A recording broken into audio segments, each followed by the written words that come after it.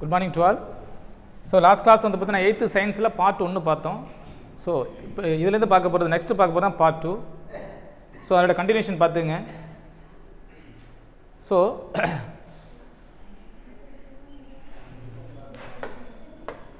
So 412 பாருங்களா sir வைரஸை சூழ்ந்துள்ள புரத உரை என்ன சார் பார்த்தீங்கன்னா கேப்சிட் அப்படின்னு சொல்கிறாங்க. இதெல்லாம் டைரக்ட் கொஸ்டின்ஸ் தான். கேப்சிட். அடுத்து நெக்ஸ்ட் பாருங்களேன், ஆல்காவின் தாவர உடலம் டேஷ் என்று அழைக்கப்படுகிறது தாலஸ். சார் ஆல்காவோட தாவர உடலத்துக்கு என்ன பேர் பார்த்தீங்கன்னா தாலஸ் அப்படின்னு சொல்கிறாங்க. தாலஸ். சார் உலகில் வந்து பார்த்தீங்கன்னா மொத்தம் ஏறத்தாழ எவ்வளோ சார் இருக்குது உயிரினங்கள் வாழ்ந்து பார்த்தீங்கன்னா 8.7 மில்லியன். அதில் 6.5 வந்து பார்த்தீங்கன்னா ஸோ லேண்ட்லையும் நிலத்துலையும் 2.2 மில்லியன் வந்து பார்த்தீங்கன்னா ஸோ நீர்லையும் வாழுது அப்படின்னு சொல்கிறாங்க. மொத்தம் வந்து பார்த்தீங்கன்னா 8.7 மில்லியன் உயிரினங்கள் வந்து பார்த்தீங்கன்னா இந்த உலகத்தில் வாழுது. அதில் வந்து பார்த்தீங்கன்னா நிலத்தில் வந்து பார்த்தோம்னா ஸோ 6.5, நீரில் வந்து பார்த்தீங்கன்னா ஸோ 2.2 அவ்வளோ உயிரினங்கள் வாழுது. சரி, நெக்ஸ்ட். இவற்றில் 4 லட்சம் உயிரினங்கள் வந்து பார்த்தீங்கன்னா பூக்கும் தாவரங்கள். சார் இதில் குறிப்பிட்டது வந்து பார்த்தீங்கன்னா இதில் 4 லட்சம் வந்து பார்த்தீங்கன்னா பூக்கும் தாவரங்கள் அப்படின்னு சொல்கிறாங்க. ஸோ நெக்ஸ்ட் பாருங்கள், தாவர உலகம் வந்து பார்த்தீங்கன்னா 5 பிரிவுகளாக பிரிக்கிறாங்க சார். சார் தாவர உலகத்தை மொத்தம் 5 பிரிவாக பிரிக்கிறாங்க. இப்போ ஃபஸ்ட்டு வந்து பார்த்தீங்கன்னா தாலோஃபைட்டா, ஃபஸ்ட்டு வந்து பார்த்தீங்கன்னா தாலோஃபைட்டா, செகண்ட் பார்த்தீங்கன்னா ப்ரியோஃபைட்டா, தேர்ட் ஒன் பார்த்தீங்கன்னா டெரிட்டோஃபைட்டா, தென் ஃபோர்த் ஒன் வந்து பார்த்தீங்கன்னா ஜிம்னோஸ்போம், ஸோ ஃபிஃப்த் ஒன்று பார்த்தீங்கன்னா ஆஞ்சியோஸ்போம். ஸோ புரியுங்களா? இது 5 வந்து பார்த்தீங்கன்னா தாவர உலகங்கள். சரி, ஓகே. ஸோ இதில் ஃபர்ஸ்ட் ஒன்றா பார்ப்போம். ஸோ ஃபஸ்ட் வந்து பார்த்தீங்கன்னா டாக்ஸானமி, அதாவது வகைப்பாட்டில் என்னும் சொல்ல வந்து பார்த்தீங்கன்னா டாக்ஸிஸ் நார்ம்ஸ். இது வந்து இது ரெண்டு சேர்ந்து தான் வந்து பார்த்தீங்கன்னா ஸோ இந்த டாக்ஸானமி அப்படின்னு சொல்கிறது. அதாவது டாக்ஸின் அப்படின்னா வகைப்படுத்துதல் அப்படின்னு சொல்கிறாங்க. நார்மஸ் அப்படின்னா பார்த்தீங்கன்னா வகைப்பாட்டு விதிகள். ஸோ விதிகள் அப்படின்னு சொல்கிறாங்க. அதாவது எல்லாத்தையுமே வகைப்படுத்தி சொல்கிறாங்க. ஸோ இந்த சொல்ல முதல்ல யார் சார் உருவாக்குற அப்படின்னு பார்த்தோம்னா அகஸ்டின் பைரோமிடிஸ் கேண்டோல் அப்படிங்கிறவர். பார்த்துங்க, டாக்ஸானமி அதாவது வகைப்பாட்டிங்கிற சொல்ல வந்து பார்த்தீங்கன்னா முதல்ல உருவாக்குறாங்க. அதில் டாக்ஸ் இது ரெண்டு எப்படி சார் ஃபார்ம் பண்ணுறாங்க பார்த்தீங்கன்னா டாக்ஸிஸ் நார்மஸ் அப்படிங்கிற ரெண்டு சொல்லு வந்து பார்த்தீங்கன்னா சேர்ந்து தான் வந்து பார்த்தீங்கன்னா இந்த வார்த்தையை உருவாக்குறாங்க. இது வந்து பார்த்தீங்கன்னா இந்த டாக்ஸானமிங்கிற பார்த்தீங்கன்னா ஒரு கிரீக் வேர்டு. அதில் டாக்ஸிஸ் பார்த்தீங்கன்னா வகைப்படுத்துதல், நோமஸ் அப்படின்னு பார்த்தீங்கன்னா ஸோ விதிகளை பற்றி சொல்கிறது. இந்த ஃபஸ்ட்டு இந்த வகைப்பாட்டில் இங்கே சொல்ல முதல்ல உருவாக்குறது யார் சார் அப்படின்னு பார்த்தீங்கன்னா அகஸ்டின் பைரமிஸ் டி கேண்டோல் அப்படிங்கிறவர். நெக்ஸ்ட் பாருங்க, தாவரங்களின் புறத்தோற்ற பண்புகளின் அடிப்படையில் வகைப்படுத்தப்படுவது செயற்கை வழிபாட்டு முறையில் மிகவும் புகழ்பெற்றது என்ன சார் அப்படின்னு பார்த்தோம்னா லினேயஸ் முறையினஸ் அவர் உருவாக்குனார் சார். முறையிலின் லேனிஸ் என்று சொல்லக்கூடிய கார்ல் லினேயஸ் மெத்தட் சார். அதாவது என்ன சொல்கிறாங்க பார்த்தீங்கன்னா செயற்கை முறையில் வகைப்பாட்டு முறையில் வந்து பார்த்தீங்கன்னா மிகவும் சிறந்தது என்ன பார்த்தீங்கன்னா இந்த லினேயஸ் உருவாக்குனார்ல அந்த வகைப்பாட்டு முறை. அது என்ன சார் பார்த்தீங்கன்னா யார் உருவாக்கணும் பார்த்தீங்கன்னா கார்ல் லினேயஸ் அப்படிங்கிறவர். நெக்ஸ்ட் பாருங்களேன், ஸ்பீசிஸ் பிளான்ட்ரம் அப்படின்னு பார்த்தீங்கன்னா கார்ல் லினேயஸ். அது வந்து பார்த்தீங்கன்னா என்ன முறை? அதில் ஃபஸ்ட்டு வந்து பார்த்தீங்கன்னா இயற்கை வகைப்பாட்டு முறை. ஃபஸ்ட்டு பாருங்களேன், அதில் பாருங்களேன், தாவரங்களின் பல பண்புகளில் அடிப்படையாக உருவாக்கப்பட்டது எது? இயற்கை பண்புகள். இதை பற்றி தான் சொல்கிறாங்க. இதில் வந்து பார்த்தீங்கன்னா இந்த வகைப்பாட்டில் பெந்தம் அண்ட் ஹூக்கர் 2 பேர் வர்றாரு. பெந்தம் அண்ட் ஹூக்கரின் வகைப்பாட்டு முறை இயற்கை எடுத்துக்காட்டு அப்படின்னு சொல்கிறாங்க. இதுக்கு இயற்கை வகைப்பாட்டுக்கு இந்த தாவரங்களின் புறத்தோற்ற பண்பு இனப்பெருக்க பண்பின் அடிப்படையில் இந்த முறை வகைப்படுத்தப்பட்டுள்ளது.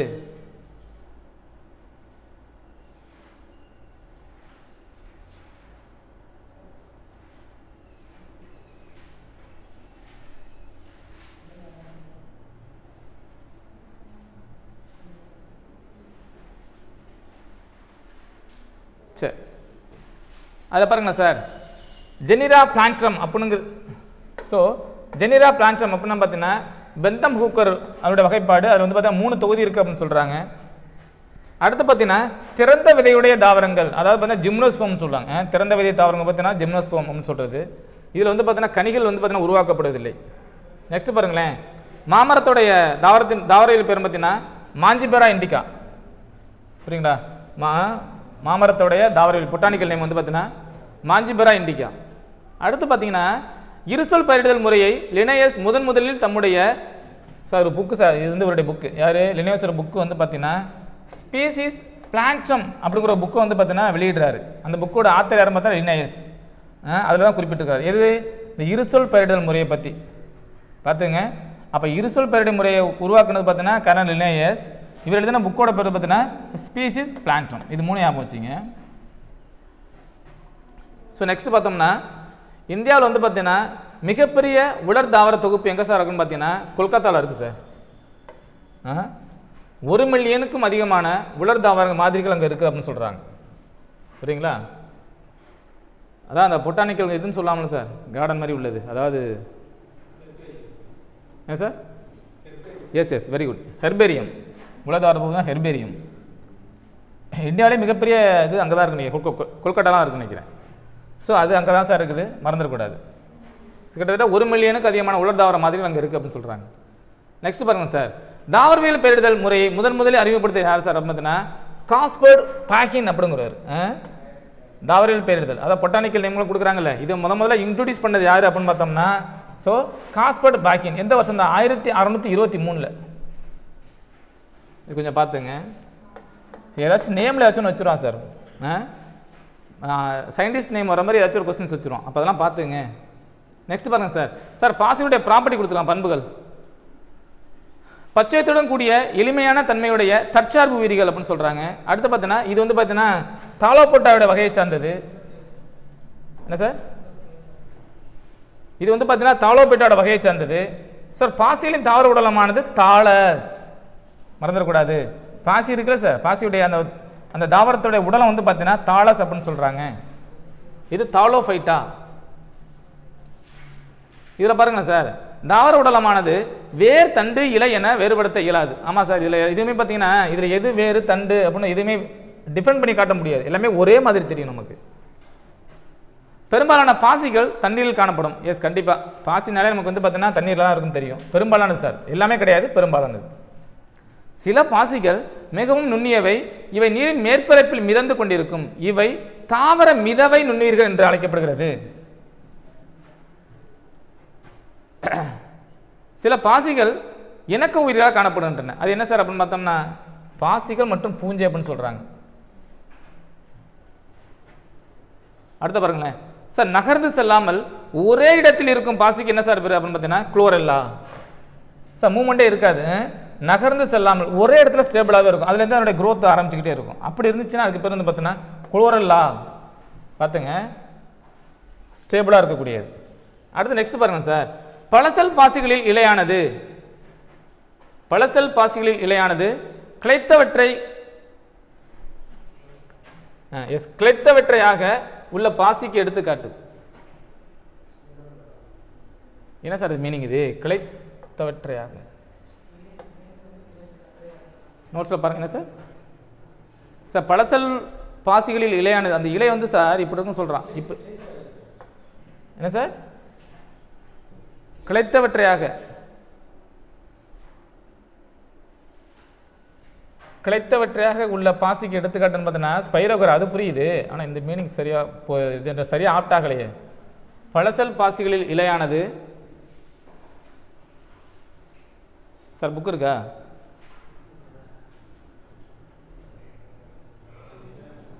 பழசல் பாசிகளில் உள்ள இலையானது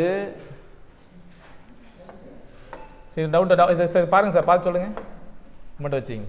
நெக்ஸ்ட் பாருங்கள் சார். சார் கிளைத்தலுடன் காணப்படும் பாசி வந்து பார்த்தீங்கன்னா குளோடோஃபோரா. பெரிய இலைகளுடன் உள்ள பாசி வந்து பார்த்தீங்கன்னா மேக்ரோ. மறந்துடக்கூடாது சார், மேக்ரோனா பெரிய, மேக்ரோசிஸ்டிஸ். சார் குரூப்பாக சேர்ந்து குழுவாக சேர்ந்து வாழும் பாசிக்கு என்ன வால்வாக்ஸ். இது மாதிரி சார் நான் செப்பரேட்டாக பார்த்துங்க. குரூப்பாக இருந்ததுன்னா வால்வாக்ஸு, பெரிய இலைகளுடன் கூட காணப்பட்டதுன்னா அது மேக்ரோ, கிளைத்தலுடன் காணப்பட்டதுன்னு பார்த்தீங்கன்னா கிளாடோஃபோரா. சார் அது அப்போ இது கரெக்டு தானே? அது கிளைத்தவற்றையாக, அப்போ கரெக்டு தான் நினைக்கிறேன். பழசல் பாசிகளில் இலையானது எப்படி பார்த்தீங்கன்னா கிளைத்தவற்றையாக காணப்படும். அப்படின்னா கொஞ்சம் எலாபரேட்டாக இருக்க முடிஞ்சு, அதாவது எல்லா பக்கத்தையும் ஸ்ப்ரெட்டாக இருக்கும்னு நினைக்கிறேன். அப்படி இருந்துச்சுன்னா அதுக்கு பேர் தான் பார்த்தீங்கன்னா ஸ்பைரோகேரா அப்படின்னு சொல்கிறது. நெக்ஸ்ட் பாருங்களேன், உயர் தாவரங்களை போன்ற உடல் அமைப்பினை கொண்டும் அப்படி இருக்கும், அதாவது உடல் அமைப்பு கொண்டும் இருக்கும். வேற எப்படி சொல்றாங்க? இனப்பெருக்க உறுப்புகள் நன்கு வளர்ச்சி அடைந்தும் காணப்படும் பாசி என்ன சார் அப்படின்னா கேரா. கவனிங்க சார், உடல் அமைப்பும் இருக்கும், அப்புறம் வந்து பார்த்தீங்கன்னா இனப்பெருக்க உறுப்புகள் வந்து பார்த்தீங்கன்னா நல்ல growth இருக்குன்னு சொல்கிறான். அப்போ இது ரெண்டுமே இருந்துச்சுன்னா அதுக்கு பேர் பார்த்தீங்கன்னா கேரா அப்படின்னு சொல்கிறாங்க. அந்த பாசிக்கு பேர். பாசியில் இனப்பெருக்க முறை எத்தனை சார்? மொத்தம் 3 சொல்கிறாங்க சார். என்னென்ன அப்படின்னு பார்த்தீங்கன்னா ஒன்று வந்து பார்த்தீங்கன்னா உடல இனப்பெருக்கம், செகண்டு பாலிலா இனப்பெருக்கம், தேர்ட் வந்து பார்த்தீங்கன்னா பால் இன இனப்பெருக்கம். ஸோ அந்த உடல் இனப்பெருக்கம் எப்படி சார் நடக்குது அப்படின்னா துண்டாதல் மூலம் நடக்குது சார். இதுக்கு எடுத்துக்காட்டு ஸ்பைரோகிரா. அடுத்து பாருங்களேன், பாலிலா இனப்பெருக்கம் எப்படி நடக்குது? இது ஸ்போர்கள் மூலமா நடக்குது. இதுக்கு எடுத்துக்காட்டு பார்த்தீங்கன்னா கிளாமிடோமோனாஸ். பாலின இனப்பெருக்கம், பாலின இனப்பெருக்கம் பற்றி எடுத்துக்காட்டு ஸ்பைரோகைரா. இதுக்கு எடுத்துக்காட்டு கேரா. இதை பார்த்துங்க, இது துண்டாதல் மூலம் நடந்துச்சுன்னா அது உடல் இனப்பெருக்கம் ஸ்பைரோகைரா. இது பாலின இனப்பெருக்கம் நடந்துச்சுன்னா அது வந்து ஸ்பைரோகைரா. எடுத்துக்காட்டு பார்த்தீங்கன்னா கேரா அப்படிங்கிற எக்ஸ்பாம்பிள். நெக்ஸ்ட் பாருங்களேன் சார், இருசொல் பெயரிடும் முறை இருக்குது சார். அந்த முறையில் வந்து பார்த்தீங்கன்னா விதிகள் மற்றும் பரிந்துரைகள் அது உள்ளது.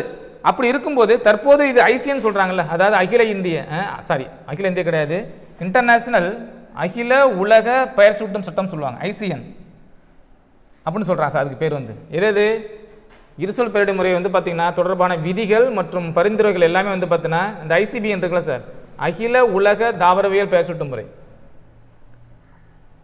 அது இருக்குன்னு சொல்கிறாங்க. அது தற்போது என்ன பேரில் சொல்கிறாங்க? ஐசிஎன்னு சொல்கிறாங்க. ஷார்ட் பண்ணிட்டாங்க. நெக்ஸ்ட் பாருங்க சார், நிறமிகளின் அடிப்படையில் பாசியில் 4 பிரிவுகள் என்ன சார் பார்த்தோம்னா நீல பச்சை பாசி, பச்சை பாசி, பழுப்பு பாசி, சிவப்பு பாசிகள். புரியுங்களா? இது 4 சொல்கிறாங்க. இதில் ஃபஸ்ட்டு பாருங்களேன், நீலப்பச்சை பாசிக்கு எடுத்துக்காட்டு என்ன பாருங்களேன். அதுக்கு என்ன சொல்கிறாங்க? நீலப்பச்சை பாசிகள் இது வந்து பார்த்தா நிறமியின் வகைகள், கைசோனின் உணவு சேமிப்பு, அப்புறம் வந்து பார்த்தோன்னா சயனோஃபெசின் அப்படின்னு சொல்கிறாங்க. அப்போ நீலப்பச்சை பாசிக்கு எடுத்துக்காட்டு என்ன அப்படின்னு பார்த்தோம்னா ஆசிலட்டோரியா அப்படின்னு சொல்கிறாங்க. இதை மட்டும் பார்த்துங்க. நீலப்பச்சை மெயினாக இதான் கேட்பேன். நீலப்பச்சை பாசி எடுத்துக்காட்டு வந்து பார்த்தீங்கன்னா ஆசிலட்டோரியா. இதை பார்த்துங்க. பச்சை பாசிக்கு என்ன சார் எடுத்துக்காட்டு அப்படின்னு பார்த்தீங்கன்னா ஸோ கிளாமிடோமோனாஸ். பழுப்பு பாசிக்கு எடுத்துக்காட்டு என்ன சார் அப்படின்னு பார்த்தோம்னா பழுப்பு பாசிக்கு நான் எடுத்துக்காட்டு வந்து பார்த்தீங்கன்னா ஸோ லேமினேரியா.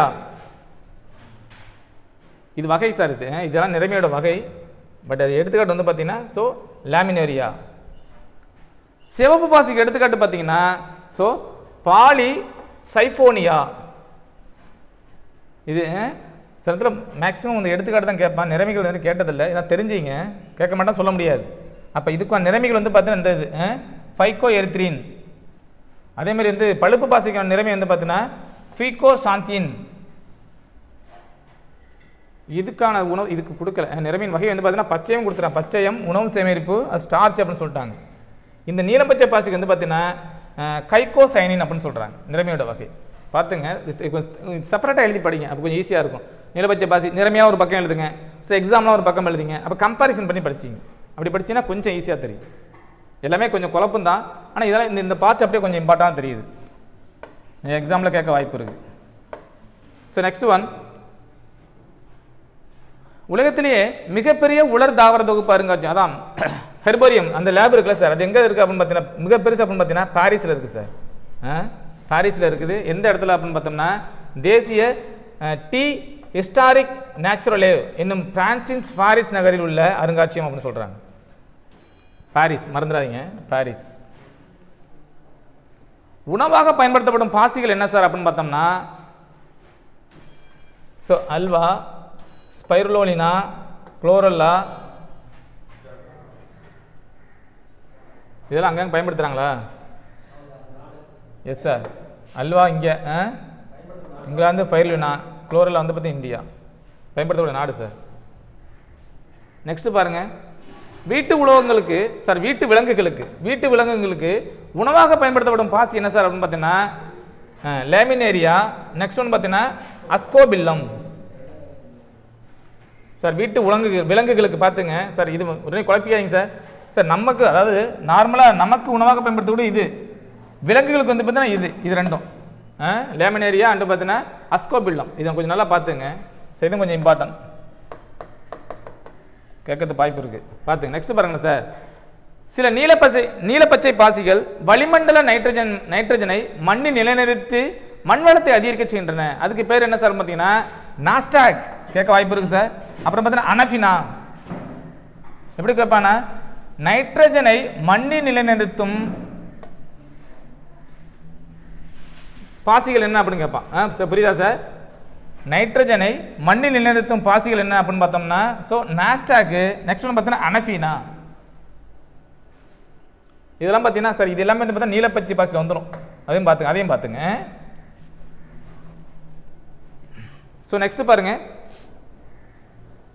எஸ் அடுத்து பாருங்க சார் அகர் அப்படிங்கிற ஒரு இது பார்த்தீங்கன்னா சிவப்பு பாசிலேருந்து எடுக்கப்படுகிறது. அப்போ கேட்பான் இப்போ சிவப்பு பாசிலேருந்து கிடைக்கக்கூடியது என்ன சார் பார்த்தீங்கன்னா அகர். இது வந்துன்னா ஆய்வகங்களில் வளர்ச்சி ஊக்கியாக க்ரௌத் பண்ணக்கூடிய ஒரு மெட்டீரியலாக யூஸ் பண்ணுறாங்க.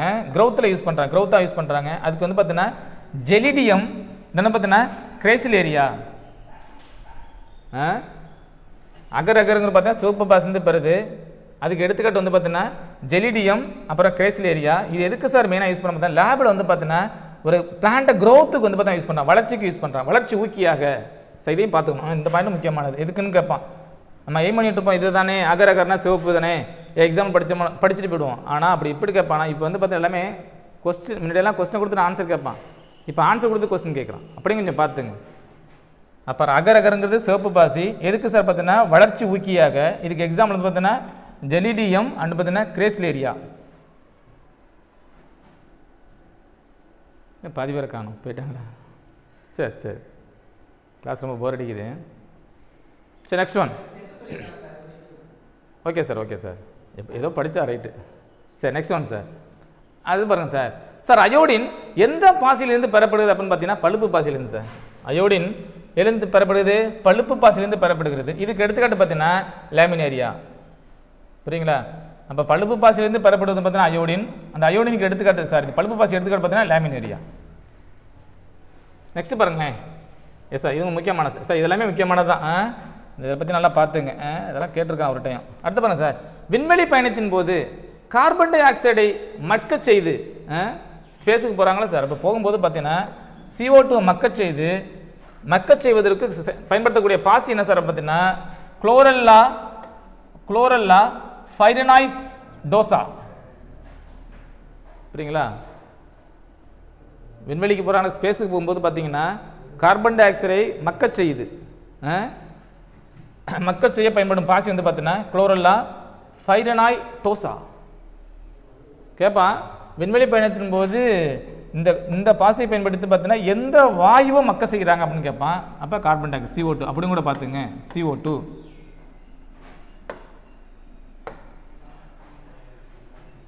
நெக்ஸ்ட் பாருங்க சார் தனிசெல் புரதமாக பயன்படுத்தப்படும் பாசிகள் என்ன சார் பார்த்தீங்கன்னா சிம்பிள் தனித்தனியாக இண்டிவிஜுவலாக பயன்படுத்தக்கூடிய செல் என்ன சார் பார்த்தீங்கன்னா குளோரெல்லா. நெக்ஸ்ட் ஒன்று பார்த்தீங்கன்னா ஸ்பைருலினா. அடுத்து சார் பார்த்தெல்லாம் பாசி பார்த்தோம். அடுத்து வந்து பார்த்தீங்கன்னா பூஞ்சைகளை பற்றி பார்க்க போகிறோம்.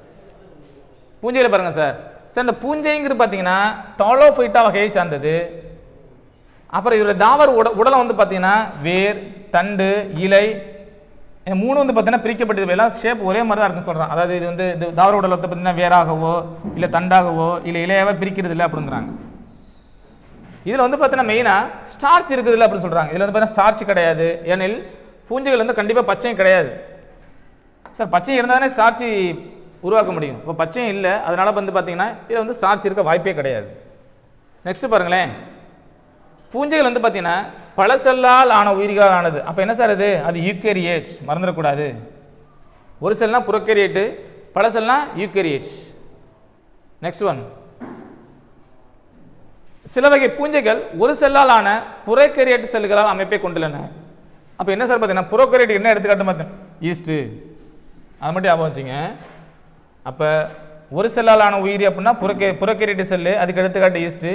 இதே பல செல்லாம் பார்த்தீங்கன்னா யூகேரியேட்டு. அதுக்கு என்ன சார் அதுக்கு எடுத்துக்காட்டு கொடுக்கலையா? எக்ஸாம்பிள் எதுவும் கொடுக்கல. பென்சிலியமா? பென்சிலியம்.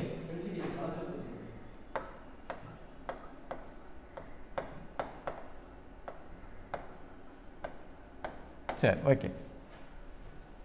நெக்ஸ்ட் பாருங்க சார் பூஞ்சையோட உடல் இருக்குல்ல சார் அதுக்கு பேர் என்ன பார்த்தீங்கன்னா ஹைப்பான்ற இலைகள் ஆனது பூஞ்சையோட உடல். நெக்ஸ்ட் பாருங்களேன் ஒன்றுக்கு மேற்பட்ட பூஞ்சை இலைகள் இணைந்து வலை போன்ற பூஞ்சை இலை பின்னலை உருவாக்குகிறது. இதுக்கு என்ன சம்பந்தம்? மைசீலியம் அப்படின்னு சொல்கிறாங்க. புரியுதா சார்? ஒன்றுக்கு மேற்பட்ட பூஞ்சை இலைகள் இணைந்து ஒரு வலை போன்ற ஒரு அமைப்பை ஃபார்ம் பண்ணுமா. அந்த பின்னலைக்கு என்ன சார் பேர் அப்படின்னு பார்த்தீங்கன்னா மைசீலியம் அப்படின்னு சொல்கிறாங்க.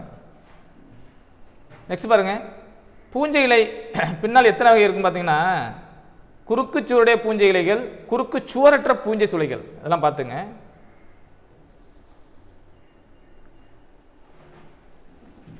குறுக்கு சுவரற்ற பூஞ்சை இலைகளில் உட்கர்களின் எண்ணிக்கை அதிகமாக இருந்தால் அதுக்கு பேர் என்ன சார்? சார் பூஞ்சை குறுக்கு சுவர் இருக்குல்ல சார், அந்த பூஞ்சையில் வந்து பார்த்தீங்கன்னா சார் நியூக்ளியஸோட லெவல் அதிகமாக இருந்ததுனா, உட்கருக்குடைய நிலை வந்து பார்த்தீங்கன்னா அதிகமாக இருந்ததுன்னா அதுக்கு பேர் என்ன பண்ணி பார்த்தோம்னா சீனோசைட்டிக் மைசீலியம் என்று பெயர். சீனோசைட்டிக். நெக்ஸ்ட் பாருங்களேன், பூஞ்சைகளின் செல் சுவர் எதிரான சார் ஆனது அப்படின்னு பார்த்தீங்கன்னா கைட்டின். சார் இதெல்லாம் கேட்டிருக்கலாம் ஒரு டைம்லாம். பார்த்துங்க கேட்க வாய்ப்பு இருக்குது. கொஞ்சம் வேர்ட்ஸ் எல்லாம் கொஞ்சம் வாயில் நுழையாது தான். ஸோ திரும்ப கொஞ்சம் பார்த்துக்கிட்டே இருங்க, கொஞ்சம் மெமரி ஆகிடும். நெக்ஸ்ட் பாருங்களேன், பூஞ்சைகளின் உணவுப் பொருளானது கிளைக்கோஜனாகவும் எண்ணெயாகவும் சேமிக்கப்படுகின்றன. கேட்பான், பூஞ்சைகளில் வந்து பார்த்தீங்கன்னா உணவுப் பொருட்கள் எப்படி சேமிக்கிறாங்க அப்படின்னு பார்த்தீங்கன்னா கிளைக்கோஜனாக சேகரிக்கிறாங்க, இல்லை எண்ணெய் பொருளாக சேமிக்கிறாங்க அப்படின்னு சொல்கிறாங்க. பூஞ்சையோட பிற சார்புகள் பாருங்களேன், ஒட்டுண்ணி, மட்குண்ணி, இணைப்பு உயிரிகள், அதெல்லாம் பார்த்துங்க. இல்லை ஒட்டுண்ணிக்கு என்ன சார்? ஒட்டுண்ணி பூஞ்சைக்கு எடுத்துக்காட்டு என்ன பார்த்தீங்கன்னா செர்கோஸ்போரா பெர்சனோட்டா. மட்குண்ணிக்கு என்ன சார் எடுத்துக்காட்டு அப்படின்னு பார்த்தோன்னா ரைசோபஸ். இணைப்பு உயிருக்கு என்ன சார் எடுத்துக்காட்டு? லைக்கன்கள். இணைப்பு உயிருக்கு லைக்கன்கள். மட்குண்ணிக்கு வந்து பார்த்தோன்னா ரைசோபஸ். ஒட்டுண்ணிக்கு வந்து பார்த்தோன்னா செர்கோஸ்போரா பெர்சனோட்டா.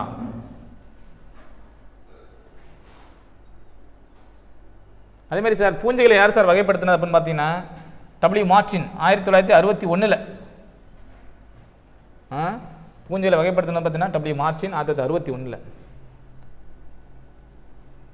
நெக்ஸ்ட் பாருங்களேன், யூமைட்சிட்ஸ். யூமைட்டாசிஸா யூமைட்சிஸா?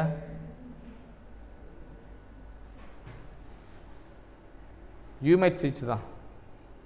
சரி, இதில் 4 வகை கொடுத்துருக்காங்க சார். யூமைட்சிஸ் 4 வகை கொடுத்துருக்காங்க. அதை என்ன பார்த்துங்க, பைக்கோமைசிஸ், அஸ்கோமைசிஸ், பெசிடிமைசிஸ் அண்ட் பார்த்தீங்கன்னா பியூட்டிரோமைசிஸ். அடுத்த கருத்து இது முக்கியமானது சார். இது முக்கியமானது உண்ணக்கூடிய காளான் அப்படின்னு சொல்லுவாங்க சார். அதுதான் பார்த்தீங்கன்னா அக்காரிகஸ். அதுக்கு இன்னொரு பேர் பார்த்தீங்கன்னா கொத்தான் வகை காளான்னு சொல்லுவாங்க. கொஞ்சம் முக்கியமாக பார்த்துங்க, உண்ணக்கூடிய வகை காளான் அப்படின்னு பார்த்தீங்கன்னா அக்காரிகஸ், அது பார்த்தீங்கன்னா பொத்தான் காளான் அப்படின்னு சொல்கிறாங்க. அதை பார்த்துங்க சார், முக்கியமானது சார்.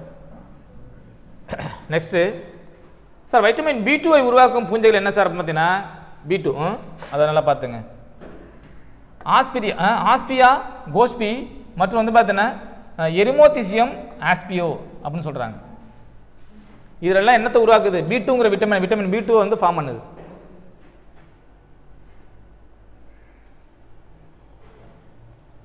ஈஸ்டில் உள்ள இன்வர்டோஸ் சைமேஸ் என்ற நொதிகளை, அதாவது ஈஸ்டில் வந்து பார்த்தீங்கன்னா இன்வர்டேஸ் சைமேஸ் என்ற போன்ற நொதிகளை சர்க்கரை கழிவிலிருந்து நொதித்தல் மூலம் ஆல்கஹாலாக மாற்றுகிறது, உருவாக்குறது. எப்படி வச்சுக்கலாம். ஓகேங்களா சார்? ஈஸ்டில் உள்ள இதை பார்த்துங்க, எதில் சார் இருக்கும் பார்த்து? 2 இதில் இருக்குது, ஈஸ்டில் இருக்குது.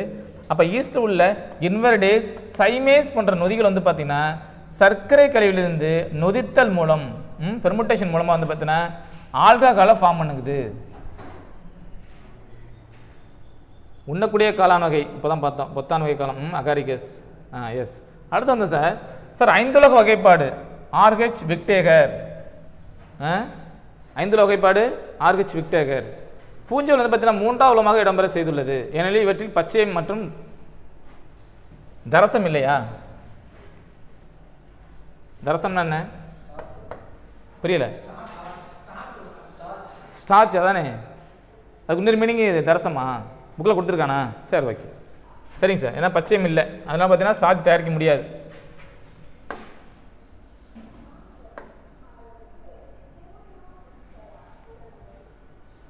சரி, ஓகே சார். அப்போ RH விக்டேகர் 5 வகைப்பாடு. இதில் வந்து 3வது இடத்துல வந்து பார்த்தீங்கன்னா பூஞ்சை வச்சிருக்கிறாரு. 3வது இடத்துல பார்த்தீங்கன்னா பூஞ்சை வச்சிருக்கிறாரு. அண்ட் சேம் டைம் வந்து பார்த்தீங்கன்னா ஏன் அப்படின்னு பார்த்தீங்கன்னா இதில் வந்து பார்த்தீங்கன்னா பச்சையம் கிடையாது, அதனால் ஸ்டார்ச் உற்பத்தி பண்ண முடியாது, முடிஞ்சு போச்சு. நெக்ஸ்ட் பாருங்களேன், பருத்தியில் வாடல் நோய் ஏற்படுத்தும் பூஞ்சை என்ன சார் அப்படின்னு பார்த்தீங்கன்னா பருத்தியில் வந்து பார்த்தீங்கன்னா அந்த வாடல் நோய் வாடி போகிறது, அதுக்கு ஏற்படுத்தும் பூஞ்சை என்ன சார் பார்த்தீங்கன்னா fusarium oxysporum. Fusarium oxysporum. கொஞ்சம் பார்த்து கீ பாயிண்ட் ஏதாச்சும் வச்சிங்க. வாடல் அப்படின்னா இதான் போறணும் அப்போ வச்சுங்க. நெக்ஸ்ட் பாருங்க சார். சார் வேர்க்கடலையில் டிக்கா நோய் ஏற்படுத்தும் பூஞ்சை. நம்ம வேர்க்கடலை இருக்குல்ல சார், அதில் பார்த்தீங்கன்னா டிக்காங்கிற நோயை ஏற்படுத்துது. என்னது அப்படின்னு பார்த்தீங்கன்னா செர்கோஸ்போரா பெர்சனோட்டா. செர்கோஸ்போரா பெர்சனோட்டா. திரும்ப திரும்ப பாருங்க, கொஞ்சம் புரிஞ்சு சார். இதெல்லாம் கேட்கக்கூடிய வாய்ப்பு தான் சார், ரொம்ப ரொம்ப அதிகம் தான் சார், பார்த்துங்க சார். நெல்லியில் வந்து பார்த்தீங்கன்னா நெல்லியில் வந்து நெல்லி வந்து பார்த்தீங்கன்னா பிளாஸ்ட் பிறகு நோயை ஏற்படுத்தக்கூடிய பூஞ்சை என்ன சார் பார்த்தீங்கன்னா பைரிகுலேரியா ஒரைசே. சார் நெல்லு சார், நெல்லில் கிடையாது, நெல்லு தான். ஒரைசே மறந்துடக்கூடாது.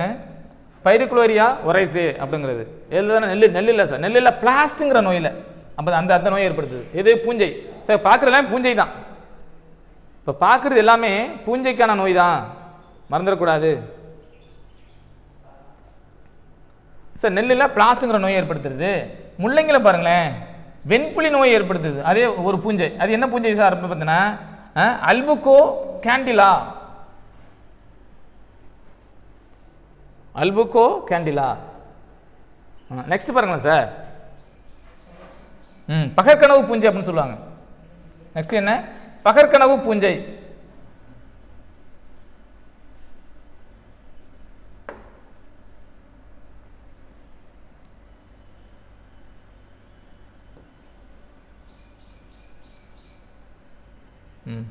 பகற்கனவு பூஞ்சை என்ன பார்த்தோம்னா சொல்ல மாட்டேங்குது. கிளாவி செப்ஸ் பர்ஃபூரியா அப்படிங்கிறது பகற்கனவு பூஞ்சை சார். இதெல்லாம் கேட்குறான் பார்த்துங்க, இம்பார்ட்டன் தான் சார். சார் குழந்தைகள் வந்து பார்த்தீங்கன்னா அந்த ஒவ்வாமைங்கிற நோயை ஏற்படுத்துறது சார். அது என்ன சார் பார்த்தீங்கன்னா அஸ்பரிஸ் ஜில்லஸ். ஆஸ்பரிஸ் ஜில்லஸ் ஒவ்வாமை நோய். இது யாருக்கிட்ட? குழந்தைகள்கிட்ட. மேக்ஸிமம் குழந்தைங்க கேட்க மாட்டான். ஒவ்வாமை வந்து பார்த்தீங்கன்னா மேக்ஸிமம் சைல்டு தான் அதிகம் ஃபார்ம் ஆகும். அப்போ ஒவ்வாமை நோய் வந்து பார்த்தீங்கன்னா அஸ்பரிஸ் ஜில்லஸ். இது எல்லாமே பூஞ்சை தான் பார்த்துட்டு இருக்கிறோம். சில இதில் இப்படி கட்டு விட்டுருவான். ஒவ்வாமை அதாவது அஸ்பெரிஜில்லஸ் என்ற பூஞ்சை வந்து சாரி அஸ்பெரிஜில்லஸ் இல்லை எப்படி சார் கேட்பானா சார், ஒவ்வாமை நோயை ஏற்படுத்தும் அஸ்பெரிஜில்லஸ்ங்கிறது பார்த்தீங்கன்னா டேஷ் அப்படின்னு கொடுத்துருவான் சின்னத்தில். அது என்ன பூஞ்சை நோயா இல்லை புரோட்டோசாவை ஏற்படுத்துறதா இல்லை பாக்டீரியா நோயா இல்லை வைரஸ் நோயான்னு கேட்டுருவான். அதனால் எல்லாமே பூஞ்சை தான் ஞாபகம் வச்சிங்க. சரி ஓகே சார். இது வந்து நோயை ஏற்படுத்துறது. அடுத்து என்னது ஒவ்வாமை வந்து பாதுகாக்கிற நோய். ஒவ்வாமை பாதுகாக்கிறதுக்கு வந்து ஒரு பூஞ்சை யூஸ் பண்ணும். அது என்ன சார் பார்த்தீங்கன்னா கிளாஸ்டோபோரியம். கிளாடோஸ்போரியம். ஒவ்வாமை ஏற்படுத்துறது இந்த பூஞ்சை அஸ்பெரிஜில்லஸ்.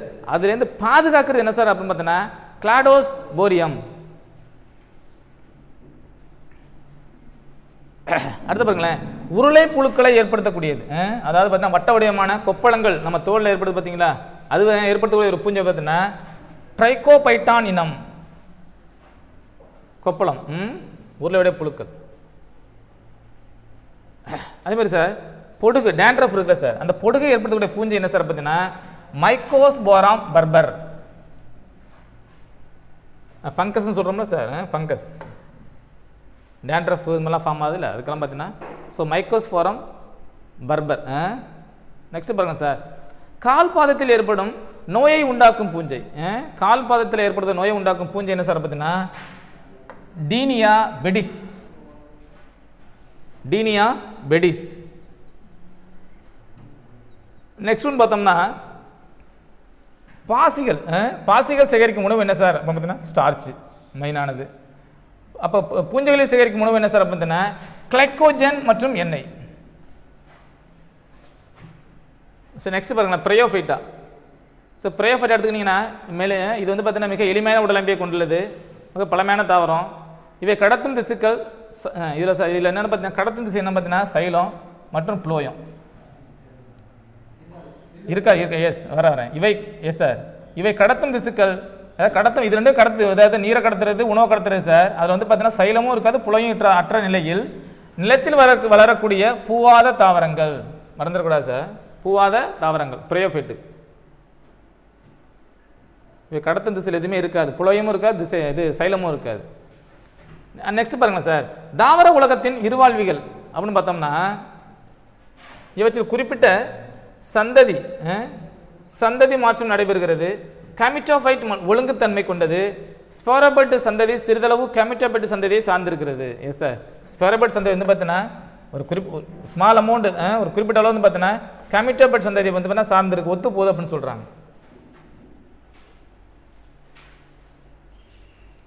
அது பாருங்களேன், பாலின பெருக்கம்.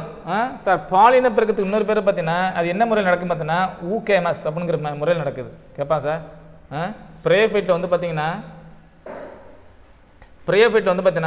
பாலின பெருக்கம் எதன் மூலமாக நடக்குது அப்படின்னு பார்த்தீங்கன்னா ஊகேமஸ்.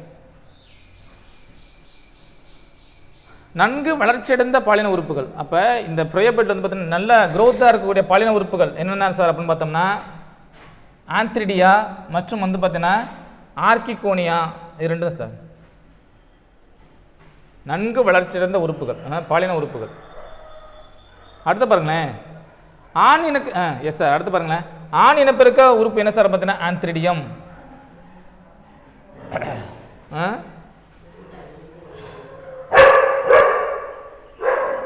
நெக்ஸ்ட் பாருங்களேன், பெண் இனப்பெருக்க உறுப்பு என்ன சார் இந்த பிரேஃபைட்டில் ஆர்கிகோனியம் அப்படின்னு சொல்கிறாங்க. அது வந்து முட்டை வடிவத்தில் இருக்கும், முட்டை உருவாக்குது அப்படின்னு சொல்கிறாங்க.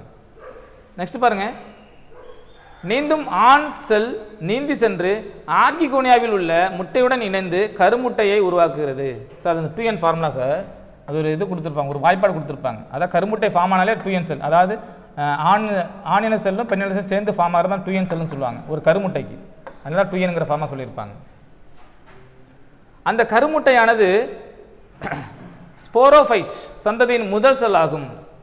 சார் அந்த கருமுட்டை ஃபார்ம் ஆகுதுல சார், அதுதான் வந்து பார்த்தீங்கன்னா அந்த ஸ்போரோஃபைட் சந்ததியோட முதல் செல் அப்படின்னு சொல்கிறாங்க. இது குண்டல் பகுப்படைந்து ஒற்றை மைய ஸ்போர்களாக உருவாகிறது.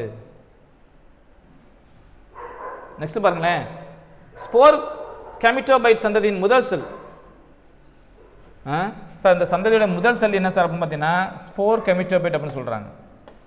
நெக்ஸ்ட் பாருங்க சார், மருந்துகளின் அரசி என்னன்னு பார்த்தோம்னா பென்சிலின் பார்த்தவங்களுக்கு நாம் பார்த்துட்டோம்.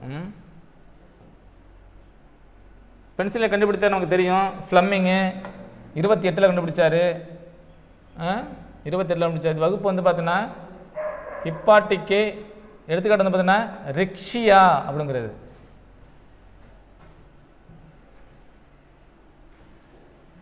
இது நிறைய இருக்குது சார். பிரேயோபைட்டாவின் கீழ்நிலை தாவரங்கள் அப்படின்னு சொல்லுவாங்க. எளிமையானது, குறுகிய நாள் வாழக்கூடியது.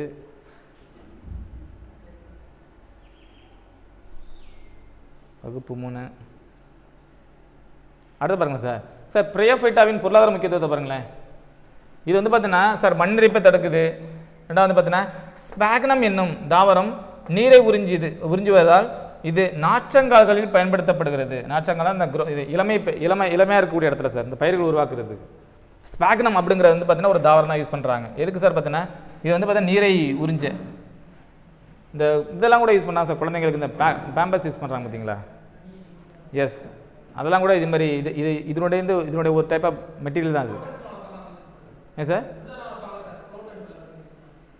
எது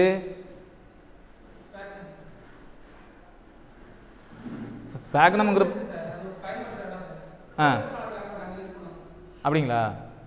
ஆனால் அது இது வாட்டர் தான் அப்சர்வ் பண்ணக்கூடிய மெட்டீரியல் உள்ளது. அதான் சார் இதனுடைய இந்த ஸ்பாக்னம்ங்கிற மெட்டீரியல் தான் சார் இது ஃபார்ம் பண்ணுறாங்க. அந்த குழந்தைகளுக்கு அந்த இது யூஸ் பண்ணுறோம்ல சார். எஸ் சார், அதுதான் சார் அது மாதிரி. நெக்ஸ்ட் பாருங்க, இந்த கொடுத்துருக்கான் பாருங்க. குழந்தைகளுக்கு ஒரு முறை பயன்படுத்தும் அரை சட்டையாக பயன்படுத்தப்படுது ஸ்பாக்னம் மாஸ். முதலில் தோன்றிய உண்மையான நில தாவரங்கள் என்ன சார் பார்த்தீங்கன்னா சார் இது மறந்துடக்கூடாது, டெரிட்டோபைட்டுகள். இது பார்த்துங்க சார், முதலில் தோன்றிய உண்மையான நில தாவரம் என்ன பார்த்தீங்கன்னா டெரிட்டோபைட்டுகள். நெக்ஸ்ட் பாருங்களேன், டெரிட்டோபைட் பண்புகளை பாருங்களேன். இதில் வந்து பார்த்தீங்கன்னா கடத்தும் திசுக்களான சைலம் இருக்கும், புளோயம் இருக்கும். இது வந்து பார்த்தீங்கன்னா ஒரு பூவாத தாவரம். இவற்றில் சந்ததி வந்து பார்த்தீங்கன்னா இவற்றில் சந்ததி நடைபெறுகிறது. இருமய ஸ்போரோபைட் நிலையானது ஒருமய ஸ்போரோபைட் நிலையுடன் சந்ததி மாற்றம் நடைபெறுகிறது. நெக்ஸ்ட் பாருங்க சார் இந்த ஸ்பேர் இந்த கவனிங்க, இந்த ஸ்போர் இருக்குல்ல சார், ஸ்போரெல்லாம் முளைத்து வந்து பார்த்தீங்கன்னா புரோதாலஸ் எனப்படும் கெமட்டோபைட்டேட் சந்ததியை உருவாக்குகிறது. மறந்துடக்கூடாது சார். ஸ்போர்லாம் சேர்ந்து வந்து பார்த்தீங்கன்னா முளைத்து வந்து பார்த்தீங்கன்னா புரோதாலஸ் எனப்படும் ஒரு கெமட்டோபைட்டிக் சந்ததியை உருவாக்குகிறது. அது தன்னிச்சையாக குறுகிய நாள் வாழக்கூடியது. அது செப்பரேட்டாக வந்து பார்த்தீங்கன்னா ஒரு பர்டிகுலர் டேஸ் வந்து பார்த்தீங்கன்னா அது வாழக்கூடியது அப்படின்னு சொல்கிறாங்க. நெக்ஸ்ட் பாருங்க சார், ஆந்த்ரிடியம் அப்படின்னு பார்த்தோன்னா இது வந்து பார்த்தீங்கன்னா ஒரு நகரக்கூடிய ஆண் இன செல்லை உற்பத்தி செய்கிறது. கேட்பான் சார், நகரக்கூடிய ஆண் இன செல்லை உற்பத்தி செய்யக்கூடியது என்ன பார்த்தீங்கன்னா ஆந்த்ரிடியம். அப்போ ஆர்கிகோனியம்ங்கிறது என்ன சார் பார்த்தீங்கன்னா முட்டை உற்பத்தி செய்யக்கூடாது, அதாவது பெண் இனப்பெருக்க உறுப்பு, முட்டை உற்பத்தி செய்யக்கூடியது. ஆண் இன செல்னா பார்த்தீங்கன்னா ஆந்த்ரிடியம், பெண் இனப்பெருக்குனா பார்த்தீங்கன்னா ஸோ ஆர்கிகோனியம். நெக்ஸ்ட் பாருங்களேன், டெரிட்டோபைட். இதில் நிறைய இருக்குது சார், இதில் 4 வகுப்பு இருக்குது. என்ன பார்த்தீங்கன்னா ஸோ வந்து பார்த்தீங்கன்னா சைலாப்சிடா, நெக்ஸ்ட் பார்த்தீங்கன்னா லைகாப்சிடா, ஸ்பீனாப்சிடா, டீராப்சிடா. 4 வகை வகுப்பு இருக்குது, அதை பாருங்கள் சார். டெரிட்டோபைட்டில் வந்து பார்த்தீங்கன்னா மெயினாக வந்து பார்த்தீங்கன்னா இந்த பரணிகளாக வந்து பார்த்தீங்கன்னா இந்த அழகு தாரமாக வந்து நம்ம வளர்க்குறோம். நம்ம யூஸ் பண்ணுறது எல்லாமே நிறைய இடத்துல பார்த்தீங்கன்னா இருக்கலாம் வச்சுருப்பாங்க. அப்புறம் வந்து பார்த்தோம்னா டிராப்ட்ரீஸ் உள்ள மட்ட நில தண்டுகள், அதோடைய காம்புகள் வந்து பார்த்தீங்கன்னா குடற்புழுக்களை கொல்லக்கூடியதாக பயன்படுத்துகிறோம். எது அப்படின்னு பார்த்தோம்னா டிராப்ட்ரீஸ். அப்புறம் வந்து பார்த்தோம்னா மார்சிலியாவின் ஸ்போரக கோப்பையை மலைவாழ் மக்கள் உணவாக பயன்படுத்துகின்றனர். எந்த மக்கள் சொல்லலை, நார்மலாக சொல்லி கொடுத்துருக்குறான். மார்சிலியாவின் ஸ்போரகரா கோப்பையை வந்து பார்த்தீங்கன்னா மலைவாழ் மக்கள் வந்து உணவாக பயன்படுத்துகிறான் அப்படின்னு சொல்கிறாங்க. ஸோ அடுத்தது கிளப்பாசி அப்படின்னு பார்த்தீங்கன்னா என்ன அழைக்கப்படுது என்ன பார்த்தீங்கன்னா லைக்கோபோடியம். கிளப்பாசி இதை பார்த்துங்க, லைக்கோபோடியம். குதிரைவால் என அழைக்கப்படுவது பார்த்தீங்கன்னா ஈக்விசிட்டம். குதிரைவால் அப்படின்னு பார்த்தோம்னா என்ன சொல்ல பார்த்தீங்கன்னா ஸோ ஈக்விசிட்டம். நெக்ஸ்ட் பாருங்க ஸோ இதில் வந்து பார்த்தீங்கன்னா நீரை கடத்தக்கூடிய திசை என்ன பண்ணுறதுன்னா ட்ரக்கீடுகள். அப்புறம் வந்து பார்த்தோன்னா உணவை கடத்தக்கூடிய திசுக்கள் என்ன பார்த்தீங்கன்னா சல்லடை செல்கள். தென் ஜிம்னோஸ்பெர்ம்களில் வந்து பார்த்தீங்கன்னா ஸ்போர்கள் கூம்பு வடிவ வித்தகத்தினுள் உருவாக்குகிறது. ஜிம்னோஸ்பெர்ம்களில் ஸ்போர்கள் கூம்பு வடிவ வித்தகத்தினுள் உருவாக்குகிறது. இது ரெண்டையும் நான் பார்த்தேன் சார். இதில் வந்து பார்த்தீங்கன்னா நீரை கடத்தும் திசுன்னு பார்த்தீங்கன்னா ட்ரக்கீடுகள். ஸோ உணவை கடத்தும் திசுகள்னு பார்த்தீங்கன்னா சல்லடை செல்கள். நெக்ஸ்ட் பாருங்களேன் சார், ஊசியிலை தாவரங்கள் இருக்குது பார்த்தீங்களா, அங்கெல்லாம் பார்த்தோம்னா இந்த மரக்கட்டையானது தாள் தொழிற்சாலைகளில் தாள் உற்பத்திக்கு பயன்படுகிறது. அது என்ன சார் பார்த்தீங்கன்னா பைனஸ் அகாத்திஸ் அப்படின்னு சொல்கிறாங்க. இந்த வரைய ஜிம்னோஸ்பெர்ம் தாவரம் தான் அதெல்லாம் யூஸ் பண்ணுறாங்க. அதில் பாருங்களேன். நெக்ஸ்ட் பார்த்தோம்னா ஊசியிலை தாவரங்களின் மென்கட்டைகள் கட்டுமான தொழிலுக்கும் அப்புறம் வந்து பார்த்தீங்கன்னா பொருட்களை பொதிவதற்கும் ஒட்டுப்பலகை இதுக்கெல்லாம் தயாரிக்கிறது வந்து என்ன பார்த்தீங்கன்னா செட்ரஸ் அகாதிஸ் அப்படிங்கிற ஒரு பூஞ்சை தாவரம், சாரி ஜிம்னோஸ்பெர்ம் தாவரம். நெக்ஸ்ட் பாருங்க, பைனஸ் ஜெராஸ்டினா என்னும் தாவரத்தின் விதைகள் உண்பதற்கு பயன்படுகின்றன. ஸோ ஜிம்னோஸ்பெர்மில் வந்து பார்த்தீங்கன்னா இந்த தாவரம் இருக்குது பைனஸ் ஜெராடினா டியானா அப்படிங்கிற ஒரு தாவரம் வந்து பார்த்தீங்கன்னா விதைகளை உண்பதற்கு வந்து பார்த்தீங்கன்னா பயன்படுத்துகிறாங்க. அப்புறம் வந்து பார்த்தீங்கன்னா இந்த ஆஸ்துமா சுவாச கோளாறுகள் இதுக்கெல்லாம் வந்து பார்த்தீங்கன்னா என்ன சார் யூஸ் பண்ணுறாங்க அப்படின்னு பார்த்தோம்னா எபிடிரின் அப்படிங்கிற பேரில் வந்து பார்த்தீங்கன்னா அல்கலாய்டு எபிட்ரா அப்படிங்கிற ஒரு தாவரம் தான் நம்ம பயன்படுத்துகிறாங்க. எதுக்கு? ஆஸ்துமா நோய்க்கு, அப்புறம் வந்து பார்த்தீங்கன்னா ஆஸ்துமா மற்றும் சுவாச கோளாறுகள் ரெண்டுக்கும். நெக்ஸ்ட் பாருங்களேன் சார், அழகு தாவரமாக என்ன சார் எந்த தாவரத்தை பயன்படுத்தணும் பார்த்தீங்கன்னா அராவ்கேரியா பிட்வில்லி. இதெல்லாம் அழகு தாவரம் சார். அழகு தாவரம் என்ன பயன்படுத்துறாங்கன்னா அராவ்கேரியா பிட்வில்லி அப்படிங்கிற தாவரத்தை பயன்படுத்துகிறாங்க. நெக்ஸ்ட் பாருங்களேன் சார், கத்திரி செடியோட அறிவியல் பேர் என்ன அப்படின்னு பார்த்தோம்னா சொலனம் முளஞ்சினா. முளாஞ்சினாவா? சரி சரி, கத்திரி செடியோட அறிவியல் பார்த்தீங்கன்னா சொலானம் முளஞ்சினா. நெக்ஸ்ட் பாருங்க சார், செம்பருத்தியோட பேர் என்ன சார் அப்படின்னு பார்த்தீங்கன்னா it is hibiscus Rosa sinensis அப்படின்னு சொல்கிறாங்க. குப்பைமேனிக்கு அகாலிபா இண்டிகா, வில்வத்துக்கு ஏகில் மார்மியோலோஸ், தூதுவளைக்கு சொலனம் ட்ரைலோபேட்டம். வில்வத்து வந்து பார்த்தீங்கன்னா ஏகில் மார்மியோலோனஸ், தூதுவளைக்கு பார்த்தீங்கன்னா சொலானம் ட்ரைலோபேட்டம், கீராநெல்லிக்கு வந்து பார்த்தீங்கன்னா ஃபில்லாந்தஸ் அமராஸ், சோற்றுக்கற்றாழைக்கு பார்த்தீங்கன்னா அல்லோவேரா. தென் சார் காலனி, அதாவது நம்மளுடைய காலனி வடிவில் வந்து பார்த்தீங்கன்னா காணப்படும் பாசிகளுக்கு வந்து பார்த்தீங்கன்னா ஆசில்லோடோரியா அப்படின்னு சொல்கிறாங்க. நம்ம செப்பல் யூஸ் பண்ணுறோம்ல அந்த ஷேப்பில் இருக்குமா அதுக்கு, அதனால் அதுக்கு பேர் வந்து பார்த்தீங்கன்னா ஆசில்லோடோரியா. அடுத்து வந்து பார்த்தீங்கன்னா ஃப்ளோரிடியன் ஸ்டார்ச் பிரயோபைசில் சேமிப்பு பொருளாக உள்ளது அப்படின்னு சொல்கிறாங்க. அதாவது இதில் வந்து இந்த சேமிப்பு பொருளாக என்ன சார் யூஸ் பண்ண பார்த்தீங்கன்னா, ஸோ இதில் வந்து பார்த்தீங்கன்னா ஃப்ளோரிடியன் ஸ்டார்ச், எஸ் ஃப்ளோரிடியன் ஸ்டார்ச்சுங்கிற பார்த்தீங்கன்னா பிரேஃபுல்லா பாசியில் வந்து பார்த்தீங்கன்னா இதுதான் சேமிப்பு பொருளாக இதை யூஸ் பண்ணுறாங்க அப்படின்னு சொல்கிறாங்க. சேப்பு பாசி அது. சரி, நெக்ஸ்ட் பாருங்கள் சார். சார் இருசொல் பெயரிடும் முறையை முதல் அறிமுகப்படுத்தப்பட்ட ஆண்டு என்ன சார்? 1623. அடுத்து பாருங்க சார், பூஞ்சனுடைய சேமிப்பு பொருள் என்ன அப்படின்னு பார்த்தோன்னா கிளைகோஜன் மற்றும் எண்ணெய்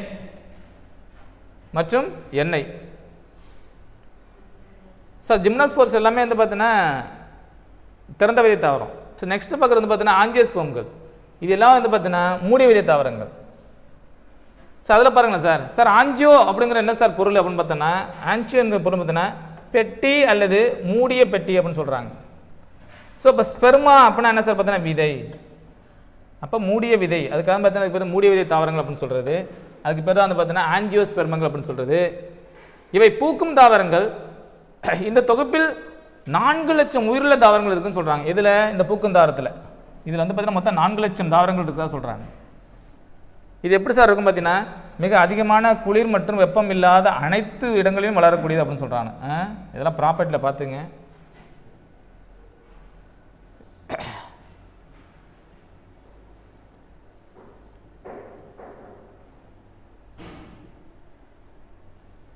நெக்ஸ்ட் பாருங்கள் சார்,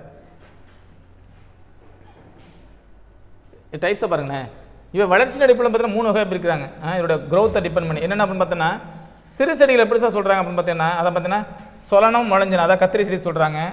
புதர் செடியில் இருந்துச்சுன்னா அந்த வகையில் இருந்துச்சுன்னா என்ன சார் பார்த்தீங்கன்னா ஹைபிஸ்கஸ், ரோசா, சைனன்சிஸ் அதாவது செம்பருத்திக்கு சொல்கிறது.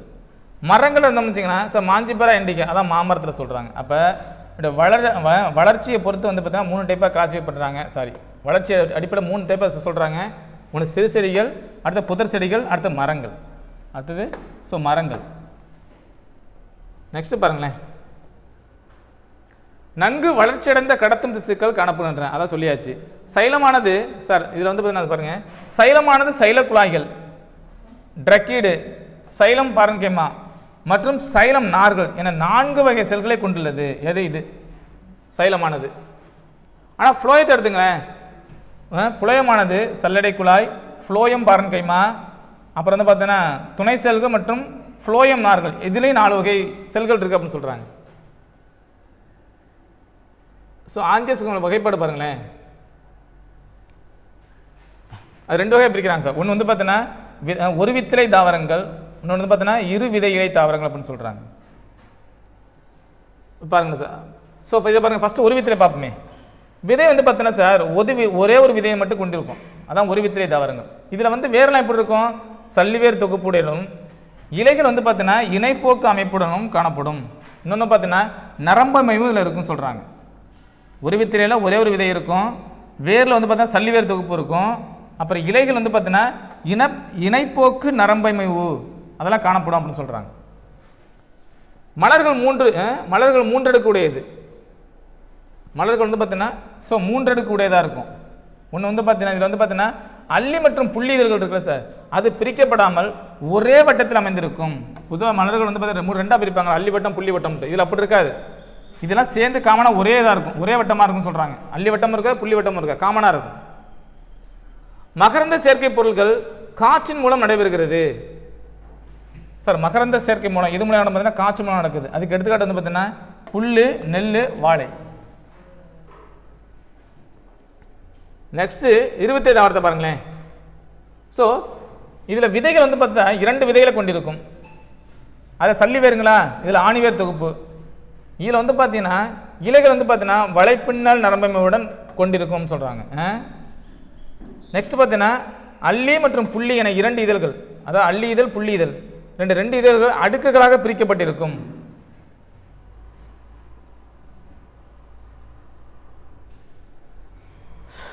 சார் வில்வம் இருக்குல்ல சார், வில்வம் மரம், அதுக்கு கொடுத்த மரம். வில்வத்தோட இது பொட்டானிக்கல் நேம் பார்த்தீங்கன்னா ஏகில் மார்மிலோஸ் அப்படின்னு சொல்கிறாங்க, மார்மிலோஸ் அப்படின்னு சொல்கிறாங்க. இது என்ன குடும்பத்தை சேர்ந்தது அப்படின்னு பார்த்தோம்னா ரூட்டேசிங்கிற குடும்பத்தை சேர்ந்தது. இதன் காயானது செரிமானத்தை உண்டு பண்ணும் சார். இது இதில் உள்ள ஒரு காய் இருக்கும், ஃப்ரூட்டு, அது வந்து பார்த்தீங்கன்னா ஸோ டைஜஷன் வந்து பார்த்தீங்கன்னா ரொம்ப அதிகரிக்கும் சொல்லுவாங்க, அதாவது செரிமானத்தை சரி செய்யுங்கிறாங்க. மேலும் இது வந்து பார்த்தீங்கன்னா தீராத வயிற்றுப்போக்கு, சீதபேதி போன்ற நோய்களை பார்த்தீங்கன்னா குணப்படுத்தும் அப்படின்னு சொல்கிறாங்க. என்ன குடும்பம் பார்த்துங்க, வில்லும் வந்து பார்த்தீங்கன்னா என்ன குடும்பம் பார்த்துங்க, அதை பார்த்துங்க, பொட்டானிக்கல் முக்கியமாக பார்த்துங்க. நெக்ஸ்ட்டு தூதுவளை பாருங்களேன்.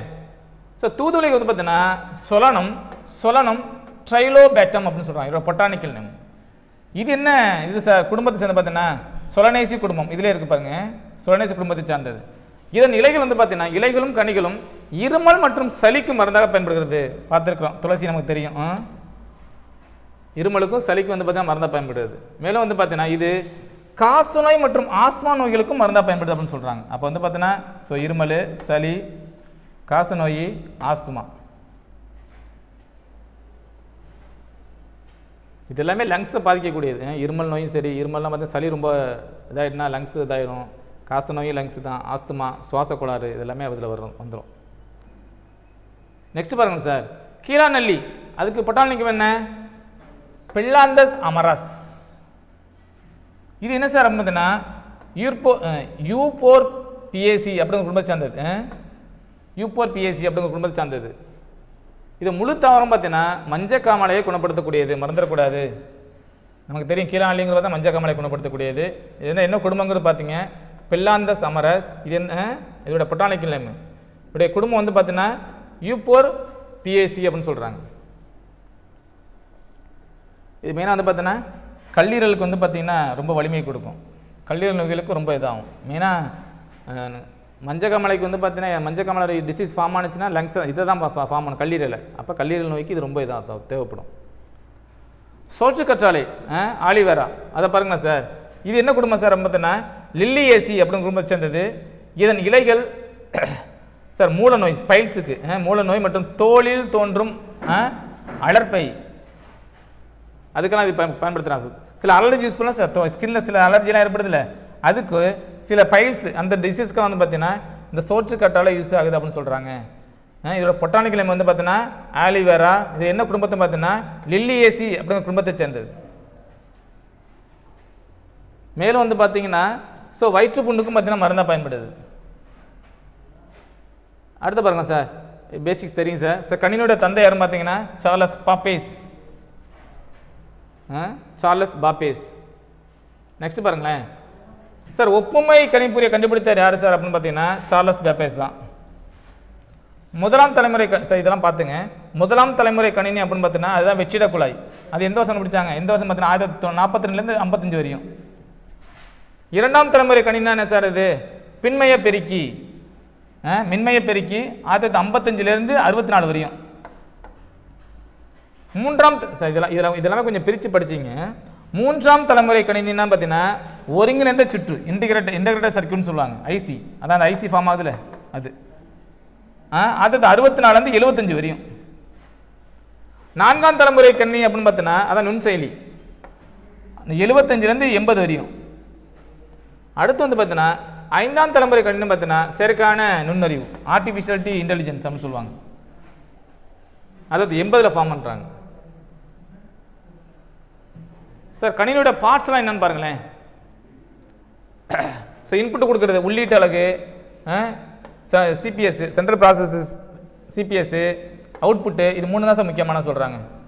என்ன இன்புட்டு கொடுக்குறோம், அதான் சிபிஎஸ், அதை அங்கே என்ன நடக்குது, சென்ட்ரல் ப்ராசஸிங் என்ன நடக்குது, ப்ராசஸ் என்ன நடக்குது, அவுட்புட் என்ன கிடைக்குது, இதுதான் ஷார்ட்டாக சொல்கிறது. சார் தகவல் மற்றும் கட்டளைகளை செயலாக்கத்திற்கு அனுப்ப, இன்புட்னா கொடுக்குறது, அதுக்கு தான் பார்த்தா உள்ளீட்டு அலைகள் அப்படின்னு சொல்கிறாங்க. அப்போ உள்ளீட்டு கருவி என்ன சார் பண்ணு பார்த்தீங்கன்னா, ஸோ விசைப்பலகை என்ன சார், அதான் கீபோர்டு, மவுஸு, வருடினா என்ன கர்சரா சார், கீபோர்டு, இது மவுஸு, கர்சர் தான், வருடினா கர்சரு, வேறு பட்டைக்குறி ஆரமாக இருக்குது, வேறு படிப்பான், இதெல்லாம் சொல்கிறாங்க. இதெல்லாம் வந்து பார்த்தேன் சார் பாருங்க, இணைய புகைப்பட கருவி, ஒளி எழுதுகோல், இயக்கப்பிடி, இது எல்லாமே வந்து இன்புட்டு சார், மறந்துடக்கூடாது சார். இது நல்லா பார்த்துங்க, இதில் எது இன்புட் இல்லைன்னு கேட்பான். இது எல்லாமே கொடுக்குறது, உள்ளே கொடுக்குறது சார். கோப்புகளை தெரிவு செய்வதற்கும், அதான் ஃபைல்ஸை பார்க்குறதுக்கும், கோப்பு தொகுப்புகளை திறப்பதற்கும், ஓப்பன் பண்ணி பார்க்குறதுக்கும் உதவி செய்கிறது என்ன சார் பார்த்தீங்கன்னா, சுட்டியின் வலது கை பொத்தான், அதான் அந்த மவுஸில். நெக்ஸ்ட் பாருங்களேன், கோப்புகளை திருத்தம் செய்ய உதவுவது லெஃப்ட் ஹேண்டு, அது தெரியும், அதோட லெஃப்ட்டு. கணினி திரையில் உள்ள பக்கத்தை மேலும் கீழும் நகர்த்த, ஸ்க்ரீனை ரைட், அதாவது டாப் அண்ட் பாட்டம் மூவ் பண்ணுறது வந்து சார் என்ன செய்யப்படும் பார்த்தீங்கன்னா, சுட்டியின் நடுவில் உள்ள உருளை, அதெல்லாம் பேசிக்ஸாக தெரியும் சார். மவுஸில் உள்ள அந்த இது இருக்குல்ல சார், ரோல், அது. இதில் என்ன சார், என்னென்ன பார்ட்ஸ் இருக்குது, சிபியு இருக்குது, மெமரி யூனிட் இருக்குது, ஏஎல்யூ அரித்மெட்டிக் லாஜிக் யூனிட் சொல்லும் பார்த்தீங்களா, அதாவது கணித தருக்க செயலகம்னு சொல்லுவாங்க, கணித தருக்க செயலகம்னு சொல்லுவாங்க, அதாவது அரித்மெட்டிக் லாஜிக் யூனிட் சொல்லுவாங்க. ஸோ இது எல்லாமே இதில் இருக்குன்னு சொல்கிறாங்க. இதெல்லாம் பார்த்துங்க, இந்த பார்ட்ஸ்லாம் தெரிஞ்சுங்க, இதெல்லாம் உங்களுக்கு பேசிக்ஸாக தெரியும். பட் இதில் இன்புட்லாம் நிறைய கொடுத்துருக்கான் பாருங்கள், இதெல்லாம் பார்த்துங்க. கீபோர்டு அதெல்லாம் கொடுத்துருக்காங்கல்ல சார், இதெல்லாம் பார்த்துங்க. இதில் ஏதாச்சும் இல்லாத ஒன்று கொடுத்துட்டு எது இன்புட் இல்லாதுன்னு கேட்பான், அப்படி கேட்டாட வாய்ப்பு இருக்குது, கொஞ்சம் நல்லா பார்த்துங்க. நெக்ஸ்ட் பாருங்களேன், தனக்கு கணினியால் கொடுக்கப்பட்ட ஈரடிமான குறிப்புகளை எளிய புரிந்து கொள்ளும் எழுத்துக்களாக மாற்றும் முறை வெளியீட்டுகளுக்கு. எஸ் சார், நம்ம எவ்வளோ கொடுக்குறோம் கவனிங்க, ஒரு இதில் வந்து பார்த்தீங்கன்னா நம்ம கொடுக்கப்பட்ட ஒரு 2 டிஜிட் நம்பர் கொடுக்குறோம்னு வச்சுங்களேன், ஈரடிமானனா இது பைனரி நம்பர்ஸ், இதை வேணால் கொடுக்கலாம். அப்படி கொடுத்துக்கிட்டு அதை அக்செப்ட் பண்ணிக்கிட்டு நம்ம கொடுக்குறது பார்த்தீங்களா, அதுதான் வெளியீட்டுன்னு சொல்கிறாங்க, அதாவது அவுட்புட் யூனிட்ஸ் அப்படின்னு சொல்கிறது.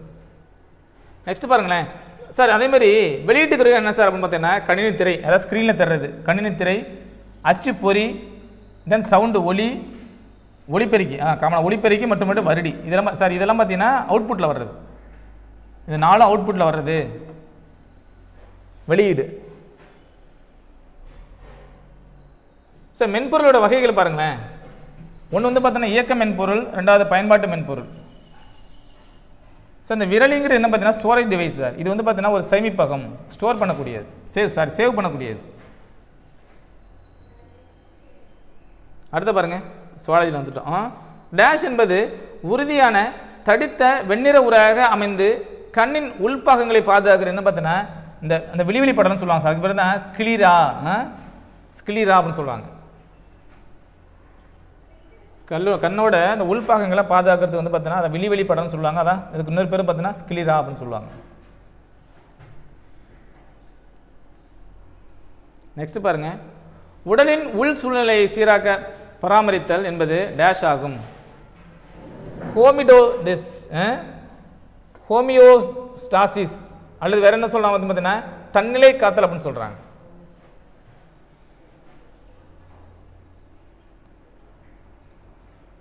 ஸோ வாயு பரிமாற்றம் பாருங்களேன், வாயு பரிமாற்றமானது நுரையீரலுக்கு உள்ளேயும் வெளியேயும் நடைபெறும். இந்நிகழ்வுக்கு என்ன சார் பார்த்தீங்கன்னா சுவாசம்.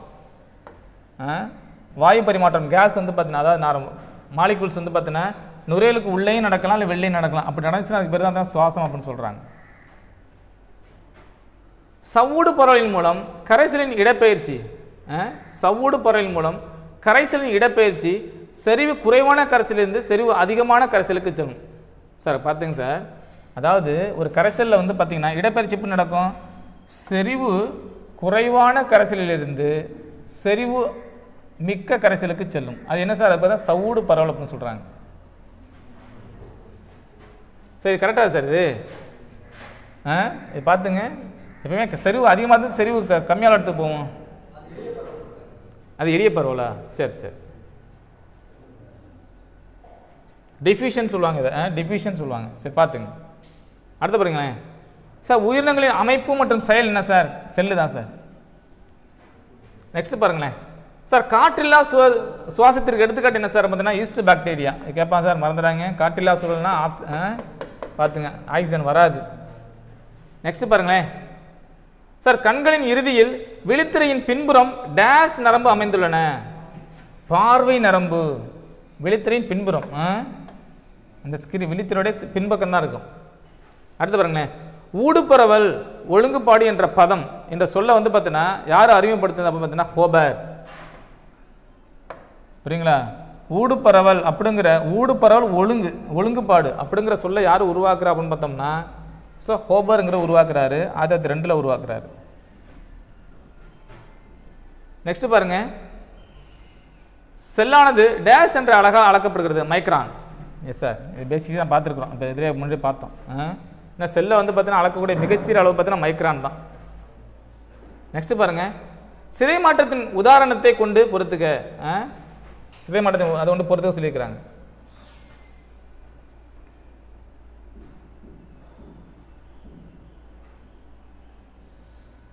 Glucose, CO2.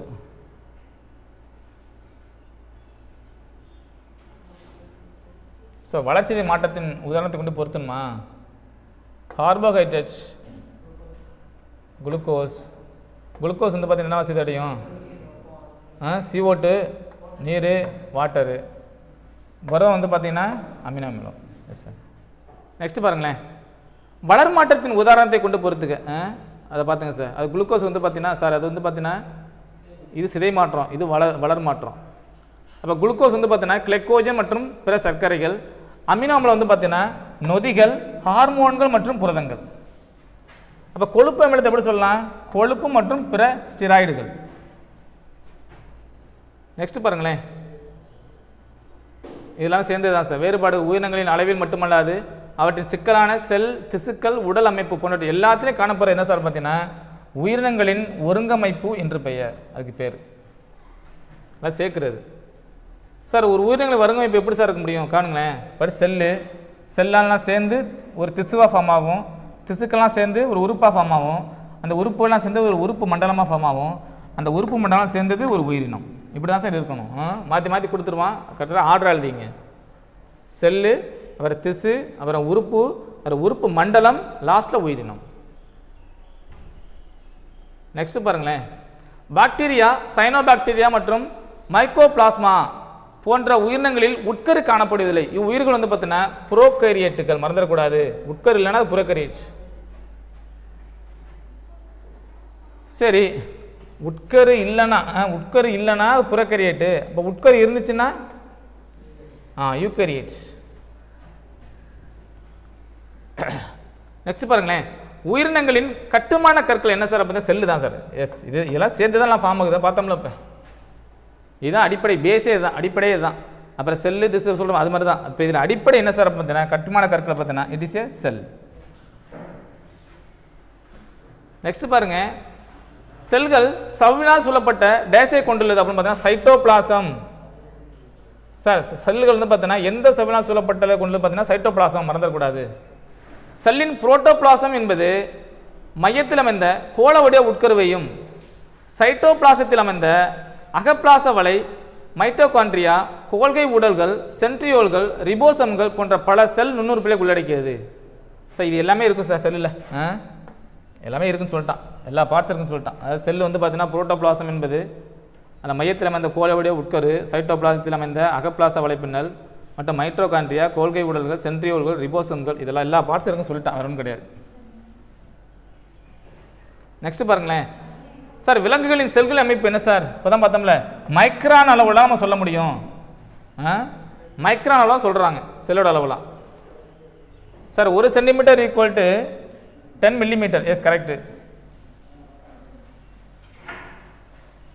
கவனிங்க sir. Sir 1 centimetre equal to 10 millimetre. அப்போ 1 மில்லிமீட்டருங்கிறது பார்த்தீங்கன்னா 1000 மைக்ரான் சார். இதை பார்த்துங்க சார், இந்த இதை பார்த்துங்க. எப்படி 1 சென்டிமீட்டர் நம்ம 10 மில்லிமீட்டர்னு சொல்கிறோமோ அதே போல் 1 மில்லிமீட்டருங்கிறது அதில் பாருங்கள் 1000 மைக்ரான் அப்படிங்கிறான். அப்போ செல்களுடைய சராசரி அளவு என்ன சார் அப்படின்னு பார்த்தோம்னா 0.5 மைக்ரான்லேருந்து 20 மைக்ரான் விட்டம் வரை இருக்கும் அப்படின்னு சொல்கிறாங்க.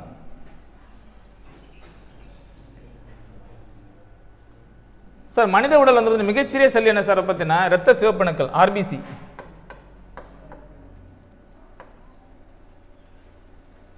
ஆர்பிசி சரி ஓகே. இதோட விட்டம் எவ்வளோ சார் பார்த்தீங்கன்னா 7 மைக்ரோமீட்டர், 7 மைக்ரோமீட்டர். சார் மனித உடல் மிக நீளமான செல் என்ன? நரம்பு செல். அது எவ்வளோ சார் பார்த்தீங்கன்னா 90லேருந்து 100 சென்டிமீட்டர் வரையும் இருக்கும். மனித அண்ட செல்லின் அளவு வந்து பார்த்தீங்கன்னா 100 மைக்ரோமீட்டர், 100 மைக்ரோமீட்டர். சரி சார் மைக்ரோனா தெரியுமில்ல உங்களுக்கு எவ்வளோன்ட்டு சார்? 10⁻⁶ தான் சார். 10⁻⁶ மீட்டர் தான் பார்த்தீங்கன்னா 1 மைக்ரோங்கிறது. 1 மைக்ரோ.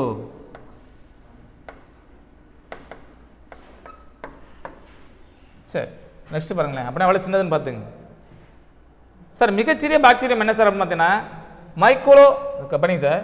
மைக்ரோ பிளாஸ்மா அது எவ்வளோ சார் பார்த்தீங்கன்னா 0.0001 மில்லிமீட்டர். நெக்ஸ்ட் பாருங்களேன். அடுத்து மூல செல்லை பற்றி பார்க்க போகிறோம். இதுதான் ஆரிஜின். அப்போ என்ன பார்த்தீங்கன்னா அதுதான் அடிப்படை செல்லாக இருக்க முடியும். இச்செல்கள் வந்து பார்த்தீங்கன்னா தோல் செல், தசை செல் மற்றும் நரம்பு செல் போன்ற எந்த வகை செல்லாளர்களாகவும் மாறுபாடையும் தன்மை உடையது. இது இதுவாக மாறுறதுக்கு வாய்ப்பு இருக்குங்கிறான். மிக நுண்ணிய செல்களாக இருக்கும். மூலச்செல்கள் உடலில் பாதிப்படைந்த திசுக்களை குணப்படுத்த அல்லது மாற்றி அமைக்க உதவுகிறது. கண்டிப்பாக சார். ஒரு பாட்டை மாற்றக்கூட பாதிப்படைந்த திசுக்களை வந்து பார்த்தீங்கன்னா குணப்படுத்த முடியும், அல்லது வந்து பார்த்தீங்கன்னா அதை வந்து அதோடைய அமைப்பை வந்து மாற்றி அமைக்க முடியும். அதுக்கு தான் வந்து பார்த்தீங்கன்னா மூலச்செல்கள் பயன்படுது.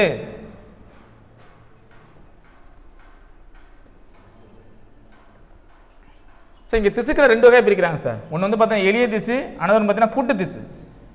எளிய திசுனா என்ன சார் அப்படின்னு பார்த்தோன்னா லிசன் கவனிக்கலேன். ஒரு எளிய திசு ஒருமைய தன்மையையும் கூட்டு திசு பன்மைய தன்மையையும் கொண்டது. இது சிங்கிளாக இருக்கும், இது வந்து குரூப்பாக இருக்கும் அப்படி சொல்கிறாங்க. வேற கூட்டு திசுனா ஒரு குரூப் ஆஃப் செல்ஸ்லாம் ஃபார்ம் ஆகுறது. நெக்ஸ்ட் பாருங்களேன் சார். எபித்திலியம் திசு சார். அதுக்கு தான் என்ன பண்ணுறது? அது வந்து பார்த்தீங்கன்னா உடலை பாதுகாப்புறதுக்கு. தென் தசை வந்து பார்த்தீங்கன்னா சுருங்குறதுக்கு. அதில் வந்து பார்த்தீங்கன்னா அசைவு மற்றும் இடப்பெயர்ச்சி அதுக்கெல்லாம் யூஸ் பண்ணுறோம். இணைப்பு திசு எங்கே சார் பார்த்தீங்கன்னா தாங்குதல், உடலமைப்பை தாங்கிறதுக்கு. இப்போ உடலின் வெவ்வேறு அமைப்புகளை இணைத்தல். நரம்பு திசுக்கள் என்ன சார் பார்த்தீங்கன்னா நரம்பு துண்டல்களை கடத்த. நெக்ஸ்ட் பார்த்தோம்னா ஒரே விதமான பணியை செய்யக்கூடிய ஒரு குழுவான உறுப்புகளின் தொகுப்பு உறுப்பு மண்டலம். Yes sir. ஒரு குழுவான உறுப்புகளின் தொகுப்பு தான் சார் உறுப்பு மண்டலம். மறந்துடக்கூடாது. உறுப்புகளின் தொகுப்பு தான் பார்த்தீங்கன்னா நம்ம பார்ட்ஸ்னால சேர்ந்தது ஒரு உறுப்பு மண்டலமாக சொல்கிறோம், வேற ஒன்றும் கிடையாது. அடுத்த பாருங்களேன். குடலானது தனது உட்புற சுவரில் டேஸ் திசுக்களை கொண்டுள்ளது. எபித்திலிய திசுக்கள் எங்க? குடல். குடலோட உட்புற பகுதி இருக்குல்ல சார், உட்புற சுவர். அதில் வந்து பார்த்தீங்கன்னா அந்த காணப்படக்கூடிய திசுக்களுக்கு என்ன பண்ணும் பார்த்தீங்கன்னா எபித்திலிய திசு. Next one. நொதிகளை சுரக்கவும் ஊட்டச்சத்துக்களை உறிஞ்சவும் பயன்படுத்தப்படும் திசு வந்து பார்த்தீங்கன்னா எபித்திலிய திசு. நொதிகளை சுரக்க செய்யும், ஊட்டச்சத்துக்களை உறிஞ்சவும் பயன்படுத்தக்கூடிய திசு வந்து பார்த்தீங்கன்னா எபித்திலிய திசு. எபித்திலிய திசு டேஸ் அடுக்குகளால் மூடப்பட்டுள்ளது. தசை திசு அடுக்குகளால் மூடப்பட்டுள்ளது. உணவு குழாய் அலை இயக்கத்தின் மூலம் கீழ்நோக்கி நகர்தலுக்கு பயன்படுத்த என்ன சார் பார்த்தீங்கன்னா தசை திசு. கவனிங்க சார். சார் உணவு குழாய் அலை இயக்கத்தின் மூலம் சார் கீழ்நோக்கி நகர்த்துவதற்கு பயன்படுத்தக்கூடிய திசு வந்து பார்த்தீங்கன்னா தசை திசு அப்படின்னு சொல்கிறாங்க. நெக்ஸ்ட் பாருங்களேன். மனித கண்ணால் 10 மில்லியன் முதல் 12 மில்லியன் நிறங்களை வேறுபடுத்தி காண முடியும். சார் நம்மளால் வந்து பார்த்தீங்கன்னா சார் நம்ம மனிதன் கண்களால் பார்த்தீங்கன்னா 10 மில்லியன்லேருந்து 12 மில்லியன் நிறங்களை வந்து பார்த்தீங்கன்னா வேறுபடுத்தி பார்க்க முடியுமா? அதான் முக்கியமானது. இதுலேருந்து எதுன்னு பார்த்துங்க. 10 மில்லியன்லேருந்து 12 மில்லியன் நிறங்களை பார்த்தீங்கன்னா வேறுபடுத்தி பார்க்க முடியும் அப்படின்னு சொல்கிறாங்க. மனித உடலின் உயிர் கடிகாரத்தை பேணுவதற்கு டேஸ் பயன்படுகிறது அப்படின்னு பார்த்தா கண்ணு தான் சார். முக்கியமானது கண்ணு தான் சார். இந்த கண்ணோட வெளிப்படம் இருக்குல்ல சார், அதுக்கு பேர் தான் பார்த்தீங்கன்னா ஸ்க்ளீரா அப்படின்னு சொல்கிறது. அது எதுக்கு சார் யூஸ் பண்ணுறோம் அப்படின்னு பாருங்களேன். அதாவது உறுதியான தடித்த வெண்ணிற உரையாக அமைந்துள்ள கண்ணின் உள்பாகங்களை பாதுகாக்கிறது. கண்ணின் வெண்மை பகுதியாக உள்ளது. கண்ணின் வந்துன்னா வெண்மை பகுதியாக உள்ளது அப்படின்னு சொல்கிறாங்க. கண் ஜங்டிவா அப்படின்னு பார்த்தீங்கன்னா அதாவது விழிவெளிப்படலம் முழுவதும் மூடியுள்ள மெல்லிய ஊடுருவும் சவ்வாகும். கேட்பான், மெல்லிய ஊடுருவும் ஒளி ஊடுருவும் சவ்வுன்னா என்ன சார் பார்த்தீங்கன்னா கன்ஜங்டிவா ஒளி ஊடுருவும் பகுதி. அதை டைப் பண்ணிங்க. நெக்ஸ்ட் பாருங்களேன். ஸோ இந்த சவ்வு இருக்குல்ல சார், இந்த சவ்வு சிறிய அளவில் கோழை மற்றும் கண்ணீரை சுரந்து கண்ணை ஈரமாகவும் தெளிவாகவும் வைத்துக் கொள்கிறது சார். அதுதான் சார் சொல்கிறான். நம்மளேருந்து கண்ணிலேருந்து கண்ணு தின்னு வருது இல்லை, அது சுரக்கிறதும் இதான் பண்ணுது. கண்ணை ஈரமாக வச்சுக்க, தெளிவாக வைத்துக்கொள்ள எது சார் யூஸ் ஆகுது அப்படின்னு பார்த்தா இந்த சவ்வு தான். கன்ஜங்டிவா மறந்துடக்கூடாது. அடுத்து பாருங்களேன், விழி வெண்படலம் சார். விழி வெண்படலம் என்ன சொல்கிறோம் பார்த்தீங்கன்னா, இது வந்து பார்த்தீங்கன்னா கார்னியா அப்படின்னு சொல்லுவாங்க. கண் பார்வை மற்றும் கருவிழி, ஐ மீன் ஐரிஸ்ங்கிற பார்த்துக்கலாம் சார், அதுக்கு பேர் தான் கருவிழின்னு சொல்கிறது. அதன் மீது படர்ந்துள்ள ஒளி ஊடுருவும் பகுதி மறந்துடக்கூடாது.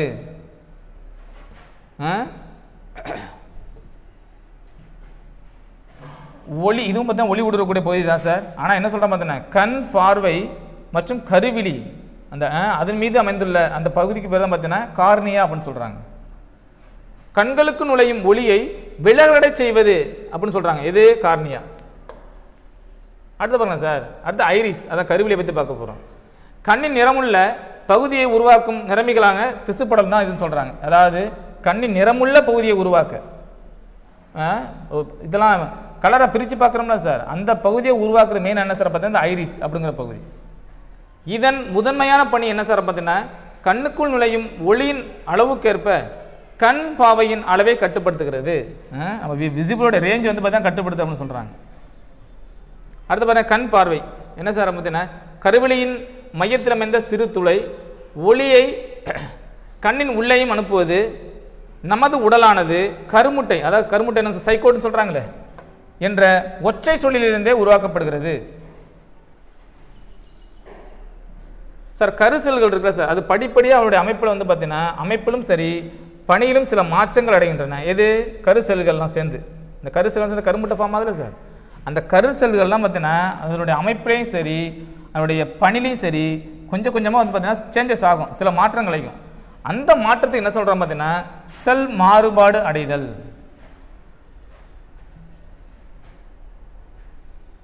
நெக்ஸ்ட் பாருங்க, லென்ஸு. லென்ஸு தான் சார் உங்களுக்கு தெரியும், உங்களுக்கு ஒளி ஊடுருவும் பகுதி தான் லென்ஸு. அப்போ லென்ஸ் வந்து ஒளி ஊடுருவவும் இரு குவிய அவையபோது மாற்றியமைத்து கொள்ளும் திறனுடைய கண்ணின் பாகமாகும். ஒளி ஊடுருவ பகுதி மெயினாக பார்த்துங்க. லென்ஸானது கார்னியாவின் உதவியுடன், இதோட கார்னியா உதவியுடன் உள்ளே நுழைந்து ஒளியை விலக்கி விழித்திரை மீது குவிய செய்து விழித்திரையில் பிம்பத்தை உருவாக்குகிறது. திரையில் பார்த்தீங்கன்னா பிம்பத்தை உருவாக்குறது எது யூஸ் பண்ணுறாங்க? லென்ஸ் தான் யூஸ் பண்ணுறாங்க சார். விழித்திரைக்கு இன்னொரு பேர் தான் ரெடினா அப்படின்னு சொல்கிறது. இது என்ன சார் மெயினாக இதோட ஃபங்க்ஷன் என்ன சார் பார்த்தீங்கன்னா மெயினாக வந்து பார்த்தீங்கன்னா பிம்பத்தை உருவாக்கும். அடுத்து வந்து பார்த்தீங்கன்னா கண்ணினுடைய மூன்றாவது அடுக்கு அப்படின்னு பார்த்தா இதான் சொல்கிறாங்க. கண்ணின் மூன்றாவது மற்றும் உள்ளடுக்கு அப்படின்னு பார்த்தீங்கன்னா அந்த ரெடினா தான் பிம்பங்களை உருவாக்க. அடுத்து வந்து பார்த்தீங்கன்னா கண்ணினுடைய மூன்றாவது அடுக்கு, அப்புறம் வந்து பார்த்தீங்கன்னா உள்ளடுக்கு இதான் சொல்கிறாங்க. இதில் மெயினாக அதை இதில் என்ன சார் இருக்கும் பார்த்தீங்கன்னா ஒளி உணர்வு வாங்கிகள் இருக்கும். என்ன சார் அப்படின்னு பார்த்தீங்கன்னா கூம்பு வடிவ மற்றும் குச்சி வடிவ செல்கள் இருக்கும். அதுதான் பார்த்தீங்கன்னா அந்த ஒளியை அப்சர்வ் பண்ணக்கூடியது. அதுதான் வந்து பார்த்தீங்கன்னா இதோடைய தூண்டல் அலையாக அடையக்கூடியது. நெக்ஸ்ட் பாருங்க, பார்வை நரம்பு சார். கண்களின் இறுதியில் விழித்திரையின் பின்புறம் அமைந்துள்ளது. சரி, பார்வை நரம்பு அனைத்து தூண்டல்களையும் ஒளி உணர்வு வாங்கிகளிலிருந்து பெறப்பட்டு மூளைக்கு எடுத்து செல்லுது சார். அந்த சிக்னல் எல்லாத்தையும் எடுத்துகிட்டு போகுது பார்த்தீங்களா, அதெல்லாம் அந்த வேலையை பார்க்குறதா பார்த்தீங்கன்னா பார்வை நரம்பு தான். இந்நரம்பு இல்லாவிடில் பார்வை என்பது சாத்தியமே இல்லை அப்படிங்கிறான். ஆமாம், அந்த பார்வை நரம்புங்கிறது ஒன்று இல்லைன்னா விசிபிளே ஆகாது அப்படின்னு சொல்கிறாங்க. அதாவது கண்ணு தெரியாது அப்படிங்கிறாங்க. கண்ணில் சில திரவங்கள்லாம் காணப்படும் சார். அதுக்கு தான் பார்த்தீங்கன்னா அது சொல்கிறாங்க பார்த்தீங்கன்னா முன் கண்ணறை திரவம் அப்படின்னு சொல்கிறாங்க. அதுக்கு பேர் பார்த்தீங்கன்னா அக்குவஸ் திரவம்னு சொல்கிறாங்க. சில நிறைய ஜெல்லெல்லாம் அது இருக்கும், நமக்கு தெரியாது. அதில் மைக்ரோஸ்கோப் மூலியமாக அதை பார்த்தா நமக்கு தெரியும். அந்த செல்லுக்கு அதில் வந்து பார்த்தீங்கன்னா முன்னறை திரவம்னு சொல்கிறாங்க, முன் கண்ணறை திரவம்னு சொல்கிறாங்க. அதுக்கு பேர் பார்த்தீங்கன்னா அக்குவஸ் திரவம் அப்படின்னு சொல்லுவாங்க. இது எங்கே சார் இருக்கும் பார்த்தீங்கன்னா லென்ஸுக்கும் விழிவெண் படலத்துக்கும் இடையில் இருக்கும். கேட்பான், அந்த அக்குவஸ் திரவம் வந்து பார்த்தீங்கன்னா எங்கே சார் இருக்கும் பார்த்தீங்கன்னா லென்ஸுக்கும் விழிவெண் படலத்துக்கும் இடையில் இருக்கும் அப்படின்னு சொல்கிறாங்க. இது வந்து பார்த்தீங்கன்னா ஒரு லிக்விட் தான், ஒரு திரவமான பொருள் தான். இது எதுக்கு சார் மெயினாக யூஸ் பண்ணுறோம் பார்த்தீங்கன்னா லென்ஸுக்கும் வெளிவெளி படத்துக்கும் வந்து பார்த்தீங்கன்னா எனர்ஜி கொடுக்குறது, ஊட்டம் அளிக்கிறது தான் பார்த்தீங்கன்னா இந்த லிக்விட் யூஸ் பண்ணுறாங்க. அதே போல் இந்த பின்னறை திரவத்தை என்ன சார் சொல்கிறாங்க அப்படின்னு பார்த்தோம்னா, ஸோ விட்ரியாஸ் திரவம் அப்படின்னு சொல்கிறாங்க சார். பார்த்துங்க, முன்னறை திரவம் வேறு. முன்னறை திரவம் வந்து பார்த்தீங்கன்னா அக்வஸ் திரவம். ஸோ பின்னறை திரவம் வந்து பார்த்தீங்கன்னா விட்ரியாஸ் திரவம் அப்படின்னு சொல்கிறாங்க.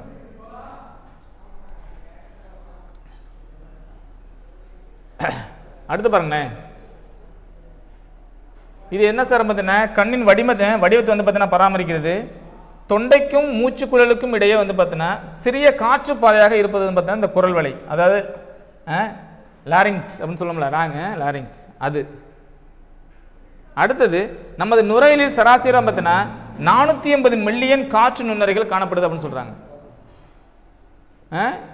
நம்ம நுரையீரல் வந்து பார்த்தீங்கன்னா சராசரியாக வந்து பார்த்தீங்கன்னா 480 மில்லியன் காற்று நுண்ணறைகள் காணப்படுது அப்படின்னு சொல்கிறாங்க. அடுத்த பாருங்களேன், நுரையீரலில் உள்ள காணப்படும் காற்று நுண்ணறைகளின் மொத்த பரப்பு எவ்வளோ பார்த்தீங்கன்னா 2000 சதுர அடிகளுக்கு மேல் அல்லது உடற்பரப்பை போல 100 மடங்கு அதிகமாக இருக்கும் அப்படிங்கிறான். கவனிங்க, காற்றுள்ள காணப்படும் காற்று நுரைகளின் மொத்த பரப்பு எவ்வளோன்னு சொல்கிறான்னா 2000 சதுர அடிக்கு மேலே இருக்குங்கிறான். அப்படி இல்லைன்னா பார்த்தீங்கன்னா நமது உடல் பரப்பை போல 100 மடங்கு இருக்கும் அப்படின்னு சொல்கிறோம், விட அதிகமாக தான் இருக்குங்கிறான். ஸோ நெக்ஸ்ட் பாருங்க, இது முக்கியமான சார் ஓய்வு நிலையில் பார்த்தீங்கன்னா ஒரு வளர்ந்த மனிதன் பார்த்தா சராசரியாக வந்து பார்த்தீங்கன்னா நிமிடத்திற்கு எத்தனை முறை மூச்சை உள்ளே இழுத்து விடுறான் பார்த்தீங்கன்னா 15 டைமில் சராசரியாக ஓய்வில் இருக்கும், ரெஸ்ட்டில் இருக்கும் பொழுது. ஒரு மனுஷன் ரெஸ்ட்டில் இருக்கிறான்னா நார்மலாக வந்து பார்த்தீங்கன்னா அவர் வந்து பார்த்தீங்கன்னா எத்தனை முறை மூச்சை உள்ளெடுத்து வெளில விடுறாரு அப்படின்னு பார்த்தோம்னா, ஸோ 15 to 18 முறை வந்து பார்த்தீங்கன்னா அவர் சுவாசம் பண்ணுறாரு, மூச்சை உள்ளெடுத்து வெளில விடுறாரு. அப்போ அதே உடற்பயிற்சியும் போது எத்தனை சார் இருக்கும் அப்படின்னு பார்த்தோம்னா நிமிடத்துக்கு 25 டைம்ஸ் ஆகும், 25 முறை ஆகுங்கிறான், மேலே இருக்குங்கிறாங்க. அதை பார்த்துங்க.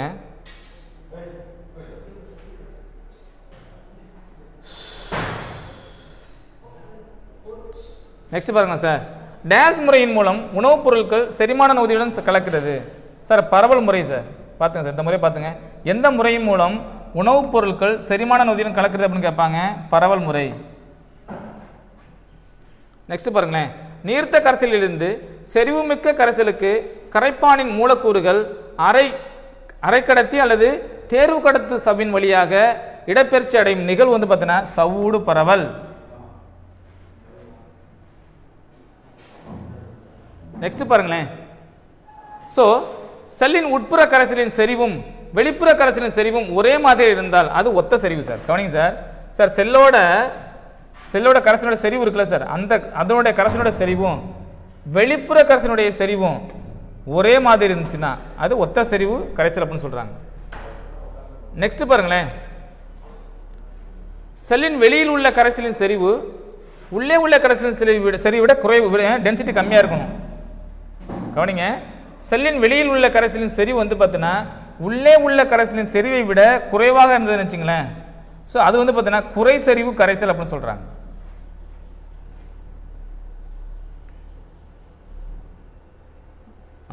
இது முன்னாடி என்ன பார்த்தோம், இதை விட இது குறைவாக இருந்ததுன்னா குறை செறிவு, இப்போ அதை விட அதிகமாக இருந்ததுன்னு வச்சுங்களேன் அதான் மிகை செறிவுன்னு சொல்லுவாங்க. அதிகமாக இருந்ததுன்னா இப்போ சொல்கிற பாருங்களேன், செல்லின் வெளியில் உள்ள கரைசலின் செறிவு உள்ளே உள்ள கரைசலின் செறிவை விட அதிகமாக இருந்ததுன்னு வச்சுங்களேன், அப்போ மிகைனா அதிக செறிவு கரைசல் அப்படின்னு சொல்கிறாங்க.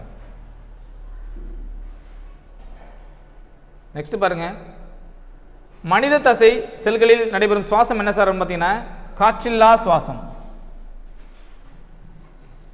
இப்போ காற்றுள்ள சுவாசத்துக்கு என்ன சார் பாருங்க, இது அதுக்கான ஒரு ஃபார்முலா கொடுக்குறா பாருங்க, இதை பார்த்துங்க, கொஞ்சம் முக்கியமானது.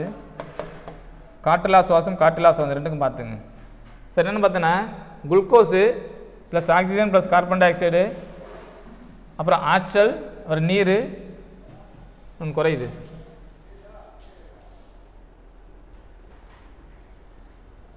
சார் காற்றுள்ள சுவாசத்துக்கு என்னென்ன ஃபண்டமெண்டல் பார்த்துங்க, குளுக்கோஸ் வந்து பார்த்தீங்கன்னா oxygen plus carbon di oxide react ஆகி என்னென்ன கிடைக்குது, ஸோ எனர்ஜி வெளில வருது ப்ளஸ் வாட்டர் மாலிக்யூல்ஸ் வெளில வரும். இது எல்லாமே சார் இது வந்து இதுக்கான ஃபார்முலா, காற்றுள்ள சூழலுக்கான ஃபார்முலா. தென் காற்றுலா சூழலுக்கு பாருங்களேன், குளுக்கோஸ் வந்து பார்த்தீங்கன்னா ethyl alcohol plus carbon di oxide ஒன்று குறையுது, என்ன சார்? எனர்ஜி வருமா? ஆற்றல். இப்படி நடந்ததுன்னா அது வந்து பார்த்தீங்கன்னா ஸோ காற்றில்லா சுவாசம். நெக்ஸ்ட் பாருங்களேன் சார், வளர் மாற்றம். வளர் மாற்றம் என்பது உருவாக்குதல் மற்றும் சேமித்தலை குறிக்கிறது.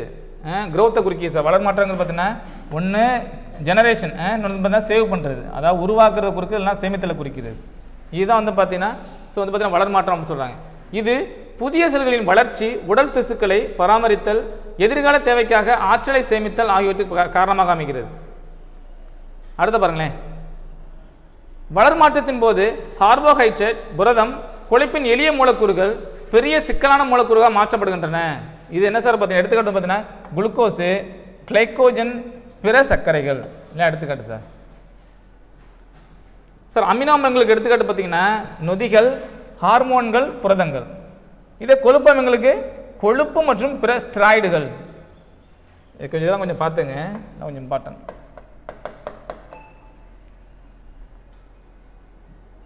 சிதை மாற்றம் சார், செல்லின் செயல்பாடுகளுக்கு தேவையான ஆற்றலை உருவாக்கும் நிகழ்ச்சி. இந்நிகழ்ச்சியின் போது பெரிய மூலக்கூறுகள் கார்போஹைட்ரேட்டுகள் செல்கள் சிதைக்கப்பட்டு வெளியிடுகிறது. இவ்வாறு வெளிப்படுத்தப்படும் ஆற்றலானது வளர் மாற்றத்திற்கு எரிபொருளாகவும், உடலை வெப்பப்படுத்தவும், தசைகளுக்கு சுருக்கம் மற்றும் உடல் இயக்கத்திற்கு பயன்படுத்தப்படுகிறது. அதுக்கு தான் எடுத்துக்காட்டு பார்த்தீங்கன்னா கார்போஹைட்ரேட் குளுக்கோஸ் அப்படின்னு சொல்கிறாங்க. சொல்ல போறீங்களா சார்? ஒன்றும் இல்லை, ஒரு எனர்ஜியாக மாற்றுறாங்க, ஒரு ரியாக்ஷன் இருக்குது சார். இந்த செல்லோட செயல்பாடு தேவையான ஆற்றலை உருவாக்க இந்த நிகழ்ச்சி பயன்படுது. என்னது? சிதை மாற்றம். என்ன பண்ணுறாங்க? ஒரு பெரிய மூலக்கூறு வந்து பார்த்தீங்கன்னா சிதைவடைஞ்சு செய்து அது என்ன மாற்றுறாங்க? கார்போஹைட்ரேட் மற்றும் கொழுப்பாக மாற்றி அந்த செல்லுக்கு சிதைக்கப்பட்டு அதுலேருந்து பார்த்தீங்கன்னா ஆற்றல் வெளில வருது.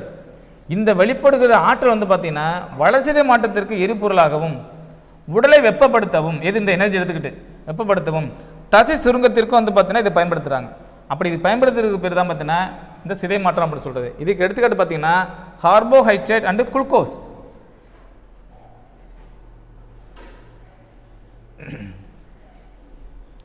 நெக்ஸ்ட் பாருங்கள் சார், புரதம் வந்து பார்த்தீங்கன்னா ஒரு அமினோ அமிலம் சார். நெக்ஸ்ட் பாருங்கள், ஒரே அளவு குளுக்கோஸிலிருந்து காற்றுள்ள சுவாசம் மற்றும் காற்றில்லா சுவாசத்தினை விட 19 மடங்கு அதிக ஆற்றலை வெளிப்படுத்துகிறது. எது சார்?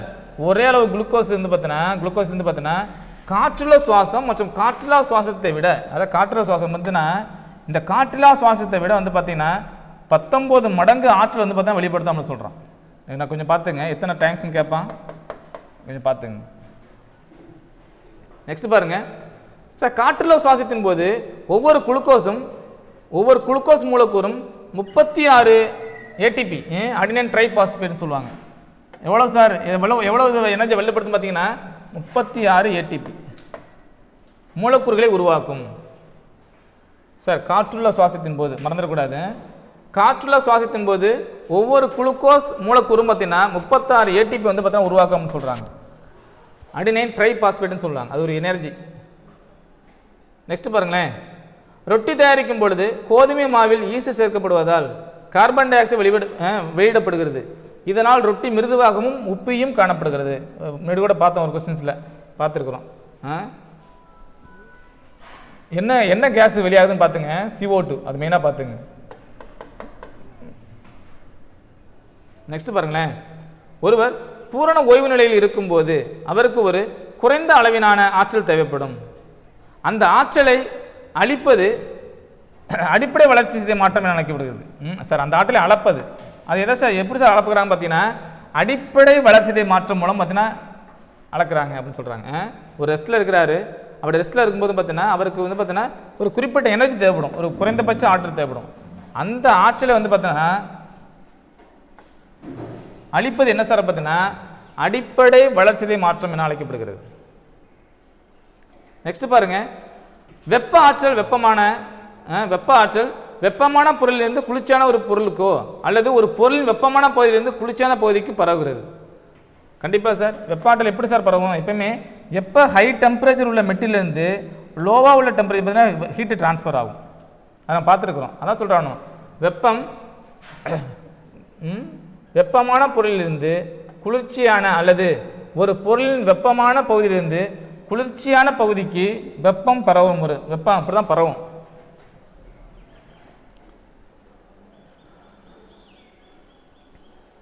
ஒரு பொருளுக்கு வழங்கப்படும் வெப்ப ஆற்றல் அதில் உள்ள அணுக்கள் மற்றும் மூலக்கூறுகளின் ஆற்றலை சார்ந்தது அதிகரிக்கிறது அப்படின்னு சொல்றாங்க. கண்டிப்பா சார். ஒரு பொருளுக்கு வந்து பார்த்தீங்கன்னா வழங்கப்படும் வெப்ப ஆற்றல் எனர்ஜி கொடுக்குறோம்ல சார், அது என்ன சார் மெயின் பார்த்தீங்கன்னா அதில் உள்ள அணுக்கள் மற்றும் மூலக்கூறுகளின் ஆற்றலை அதிகரிக்க செய்கிறது. கண்டிப்பா அதில் உள்ள ஆற்றல் அணுக்கள் மற்றும் மூலக்கூறுகள் பார்த்தீங்கன்னா எனர்ஜி அதிகப்படுத்தும். ஏன்னா ஹீட்டு கொடுக்குறதுனால ஒரு பொருளுக்கு வழங்கப்படும் வெப்ப ஆற்றல். பேசிக்காக முன்னாடியே சொல்லிட்டேன், வெப்பங்கிறது ஒரு ஆற்றல். அது கொடுக்கும்போது என்ன ஆகும், அது எல்லாருக்கும் ஷேர் ஆகும், அணுக்கு ஷேர் ஆகும், ஆட்டமுக்கு போகும், அப்புறம் வந்து பார்த்தீங்கன்னா மூலக்கூறுகளுக்கு போகும். அப்போ அதோட எகன் மறுபடியும் போயிட்டு என்ன ஆகும் பார்த்தீங்கன்னா அதனுடைய எனர்ஜி வந்து பார்த்தீங்கன்னா இன்க்ரீஸ் பண்ணும். நெக்ஸ்ட் பாருங்க, வெப்ப ஆற்றல்னா ஏற்படும் விளைவுகள் என்ன பாருங்களேன். இப்போ ஹீட் பண்ணுறோம், அதனால் என்ன நடக்கும், வெப்பம் வந்து பார்த்தீங்கன்னா விரிவடையும், இல்லைனா வெப்பநிலை உயரும். ஏன்னா பார்த்தீங்கன்னா அதோடைய ஸ்டேஜில் வந்து பார்த்தீங்கன்னா மாற்றம் இருக்கலாம். அதை வாங்கிட்டு ஒரு இடத்த விட்டு இன்னொரு இடத்துக்கு ஆகலாம், இல்லை ஸ்ட்ரக்சரில் மாற்றம் ஏற்படலாம். அப்போ வெப்ப ஆற்றலாம் பார்த்தீங்கன்னா என்னென்ன விளைவுகள் இருக்குது பார்த்தீங்கன்னா வெப்பம் விரிவடைதல், வெப்பநிலை உயர்வு, ஸோ நிலை மாற்றம். இந்த 3 ப்ராசஸ் நடக்குது. இன்னொன்று கொடுக்குறாங்க பாருங்களேன், 4 கொடுக்குறாங்களேன். ரயில் தண்டவாளங்களில் சிறிது இடைவெளி விடுவதற்கு காரணம் இரும்பினால் செய்யப்பட்ட தண்டவாளங்கள் கோடை காலங்களில் வெப்பத்தின் தாக்கத்தினால் விரிவடைகின்றன. ஆனால் அவ்வாறு விரிவடையும் போது தண்டவாளத்தில் எந்தவித பாதிப்பும் ஏற்படுவது இல்லை. நம்ம ரயில்வே ட்ராக்லாம் பார்த்துருக்குறோம். ரயில்வே ட்ராக் பார்த்துக்கிங்களேன், ஒரு ஒரு ஒரு ட்ராக் முடியுதுன்னு வச்சுங்களேன், இன்னொரு ட்ராக் ஜாயின் ஆகும்போது ஒரு குறிப்பிட்ட கேப் விட்டுருப்பாங்க. அது என்ன ஆகும் பார்த்தீங்கன்னா அந்த கோடை காலத்தில் பார்த்தீங்கன்னா ஹீட்டு அதிகமாக எடுத்துக்கிட்டு இது என்ன பார்த்தீங்கன்னா எக்ஸ்பாண்ட் ஆகும். அப்படியே இருங்க, இப்படி இருக்கிறது என்ன பார்த்தீங்கன்னா இப்படி வரும், மேக்ஸிமம் விட்டாது, அந்தளவுக்கு போகாது. அப்போ இந்த கேப் விடுறதுக்கு காரணம் வந்து பார்த்தீங்கன்னா கோடை காலத்தில் வந்து பார்த்தீங்கன்னா வெப்பத்தை அதிகமாக எடுத்துக்கிட்டு எப்பயும் பார்த்தா இரும்பு வந்து பார்த்தீங்கன்னா கொஞ்சம் எக்ஸ்பெண்ட் ஆகும், ரொம்ப எக்ஸ்பெண்ட் ஆகாது, ஒரு குறிப்பிட்ட எக்ஸ்பெண்ட் ஆகும். ஸோ அந்த எக்ஸ்பேண்ட் நடக்கணுங்கிறதுக்காக தான் பார்த்தீங்கன்னா நடக்கும் அப்படிங்கிறதுக்காக தான் பார்த்தீங்கன்னா எப்பயுமே இந்த ரயில்வே ட்ராக்ல வந்து பார்த்தீங்கன்னா இந்த தண்டவாளத்தில் வந்து பார்த்தீங்கன்னா ஒரு ஸ்மால் அமௌண்ட் ஆஃப் கேப் விட்டுருப்பாங்க. அதை மறந்துடக்கூடாது. வெப்ப தாக்கத்தினால் விரிவடைகின்றன, அதை பார்த்துங்க. நெக்ஸ்ட் பாருங்களேன் சார், வாயுக்களில் விரிவடைதல் அதிகமாக இருக்கும். இதே மாதிரி கேஸ் வந்து பார்த்தீங்கன்னா எக்ஸ்பெண்ட் ஆகிறது அதிகமாக இருக்கும். பனிக்கட்டியில் உள்ள நீர் மூலக்கூறுகளுக்கு இடையேயான கவர்ச்சி விசை அதிகமாக உள்ளது, எனவே அவை நெருக்கமாக உள்ளன. இதெல்லாம் வந்து பார்த்தீங்கன்னா அதனுடைய ப்ராப்பர்ட்டிஸ். நீரை வெப்பப்படுத்தும் பொழுது நீர் மூலக்கூறுகளுக்கு இடையேயான கவர்ச்சி விசை மேலும் குறைவதால் அது நீராவியாக மாறுகிறது. சார் மறந்துடக்கூடாது, குறையும் சார், அதிகரிக்காது. இப்போ வாட்டரை ஹீட் பண்ணுறோம் அப்படின்னு பார்த்தீங்கன்னா அந்த வாட்டரில் மூலக்கூறுகள் சார் மாலிகுல்ஸு, அதுக்கு இடையான கவர்ச்சி விசை வந்து பார்த்தீங்கன்னா மேலும் குறையுது, அதிகரிக்காது, குறையும். அப்படி குறையிற அளவு பார்த்தீங்கன்னா வாட்டர் மாலிகுல்ஸ் வந்து பார்த்தீங்கன்னா நீராவியாக வெளில போயிடுது. ஸோ அதிகரிக்கும் போட்டுறாதீங்க, நல்லா பார்த்துங்க, குறையும்.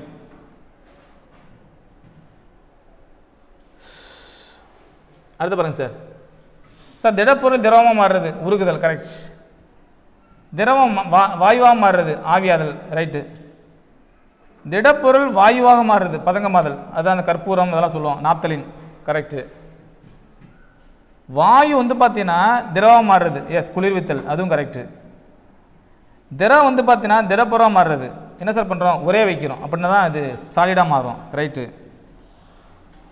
வாயு பொருள் வந்து பார்த்தா திடப்பொருளாக மாறுறது படிதல். சார் இது கொஞ்சம் நல்லா பார்த்துங்க, எப்பயுமே வாயு பொருள் வந்து பார்த்தா திரவமாக மாறுனுச்சுன்னா அது வந்து குளிர்வித்தல், இதே வாயு பொருள் திரவமாக மாறுச்சுன்னா படிதல், பார்த்துங்க. நெக்ஸ்ட் பாருங்களேன், இயற்கையாகவே புவியின் மீது திண்மம், திரவம், வாயு ஆகிய 3 நிலைகளிலும் காணப்படுகின்றன. ஒரே பொருள் வந்து பார்த்தீங்கன்னா திரவம், நீர் தான் சார்.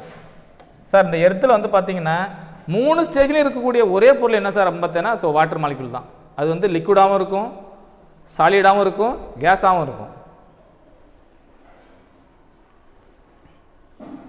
ஒரு பொருளின் நிலையை பொறுத்து வெப்ப பரிமாற்றம் 3 விதங்கள் நடக்கிறது அப்படின்னு சொல்கிறாங்க. ஒன்று வந்து பார்த்தீங்கன்னா சார் வெப்ப கடத்தல், வெப்ப சலனம், வெப்ப கதிர்வீச்சு.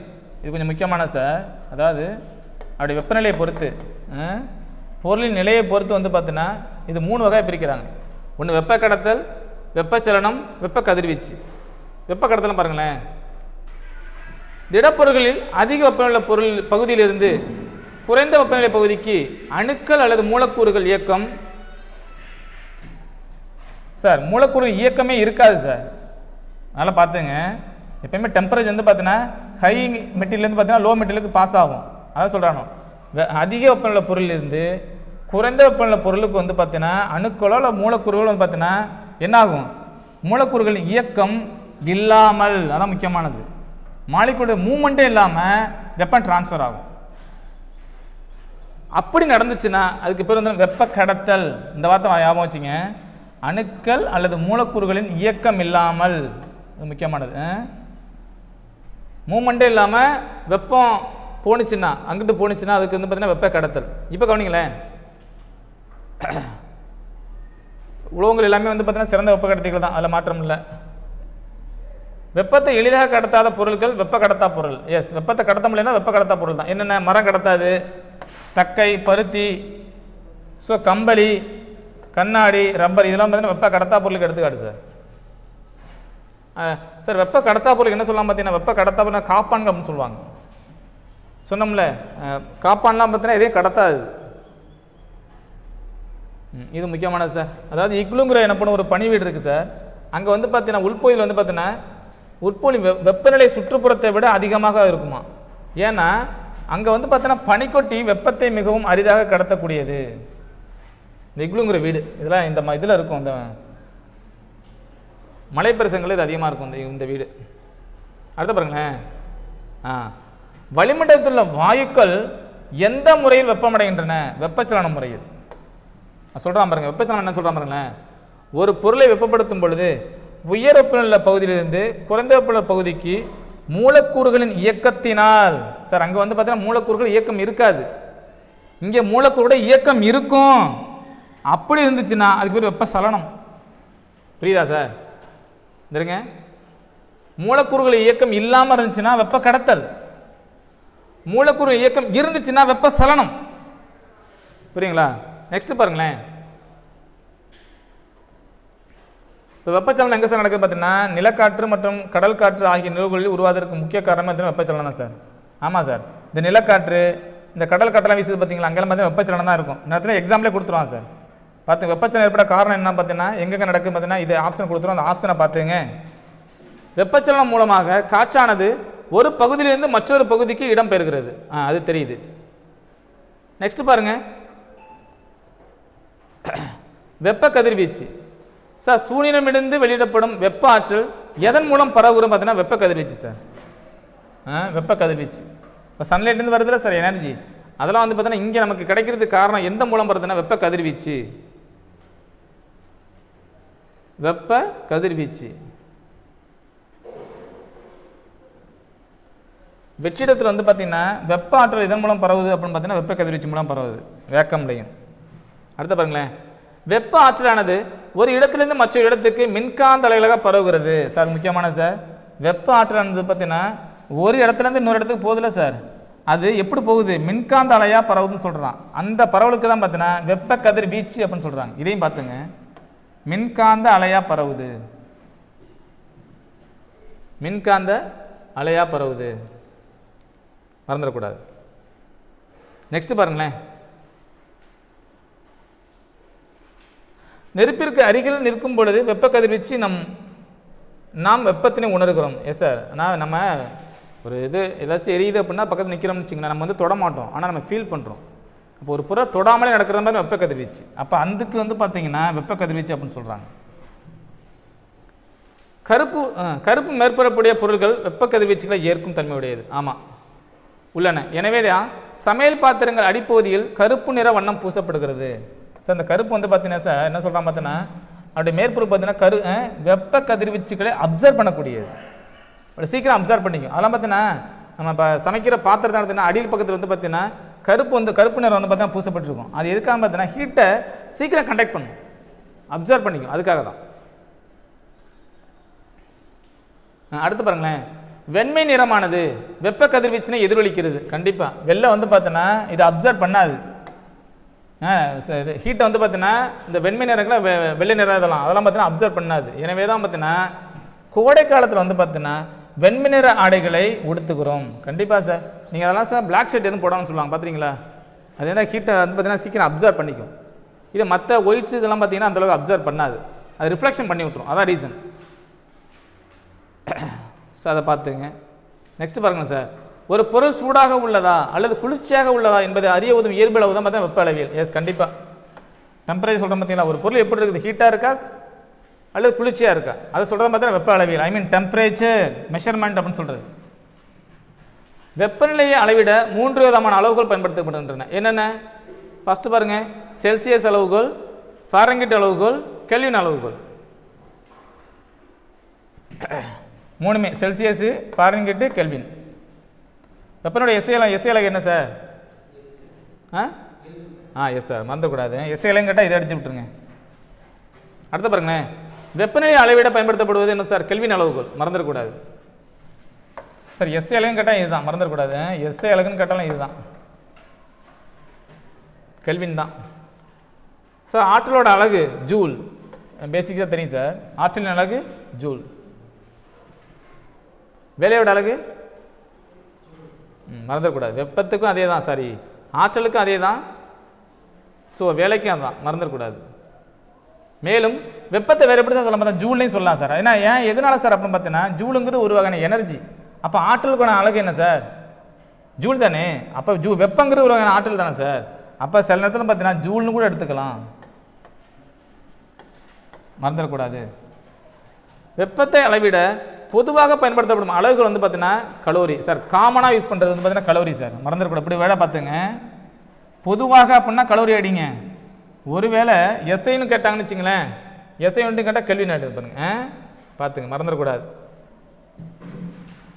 1 கிராம் நிறையுள்ள நீரின் வெப்பநிலையை 1 டிகிரி செல்சியஸ் உயர்த்த தேவைப்படும் வெப்ப ஆற்றலின் அலகு 1 கலோரி சார். இதெல்லாம் 2 மார்க்கில் வந்து ஸ்டேட்மெண்ட்டாக கொடுத்துருக்காங்க.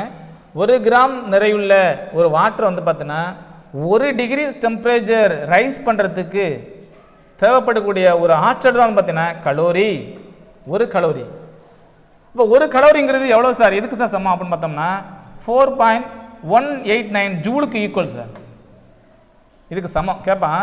1 கலோரிங்கிறது பார்த்தீங்கன்னா எவ்வளோ ஆற்றலுக்கு சமம்னா இது எழுதிருங்க.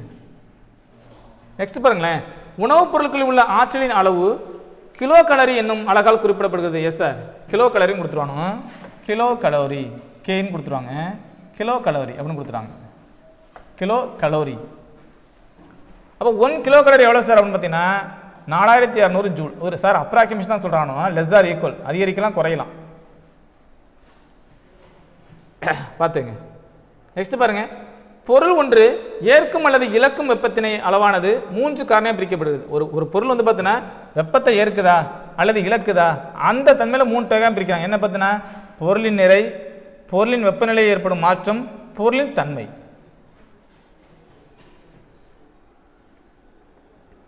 ஒவ்வொரு பொருளும் ஒரு குறிப்பிட்ட வெப்பநிலை அடைவதற்கு அவற்றிற்கு வெவ்வேறு அளவு வெப்ப ஆற்றல் தேவைப்படுகிறது. அதுக்கு தான் பார்த்தீங்கன்னா வெப்ப ஏற்பு திறன். ஒரு பொருளின் வெப்பநிலையை 1 டிகிரி செல்சியஸ் அல்லது 1 கெல்வின் உயர்த்துவதற்கு தேவைப்படும் ஆற்றல் இருக்குல்ல, அதுதான் வெப்ப ஏற்பு திறன் சார். 1 டிகிரி செல்சியஸ் அல்லது 1 கெல்வின் அந்த அளவு உயர்த்துறதுக்கு எவ்வளவு ஆற்றல் தேவைப்படுதோ அதான் வெப்ப ஏற்பு திறன் அப்படின்னு சொல்றாங்க. நெக்ஸ்ட் பாருங்களேன், வெப்ப ஏற்பு திறனின் அலகு என்ன சார் பார்த்தீங்கன்னா சார் கிலோ கலோரியில் சொல்கிறாங்க சார். சார் கலோரியில் பார்த்தீங்கன்னா கலோரி 0 டிகிரி செல்சியஸ், என்னுடைய எஸ்ஐ யூனிட் பார்த்தீங்கன்னா joule kelvin inverse, JK inverse, அதாவது ஜூல் கெல்வின் இன்வெர்ஸ் சொல்லுவாங்க, பார்த்துங்க. ஓரளவு நிறைவுள்ள பொருளின் வெப்ப ஏற்புத்திறனோ அப்பொருளின் தன்வெப்ப ஏற்புத்திறன் எனப்படும். சார் ஓரளவு நிறைவுடைய ஒரு பொருள் இருக்குது, அது ஏற்கனவே பார்த்தீங்கன்னா வெப்ப ஏற்புத்திறனை பெற்றிருக்கு, அப்படி இருந்துச்சுன்னா அந்த பொருளுக்கு வந்து பார்த்தீங்கன்னா தன்வெப்ப ஏற்புத்திறன் நம்ம சொல்லுவாங்க. அதுக்கு ஸ்டேட்மெண்ட் கொடுக்குறாங்க பாருங்களேன். 1 கிலோகிராம் நிறைவில் ஒரு பொருளின் வெப்பநிலை ஒன்றின் 1 degree Celsius sir, 1 degree Celsius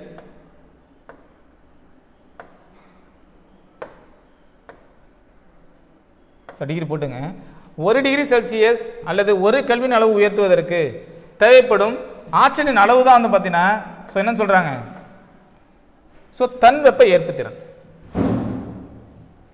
next பாருங்க சார், தன் வெப்ப ஏற்புத்திறனோட அலகு என்ன அப்படின்னு பார்த்தோம்னா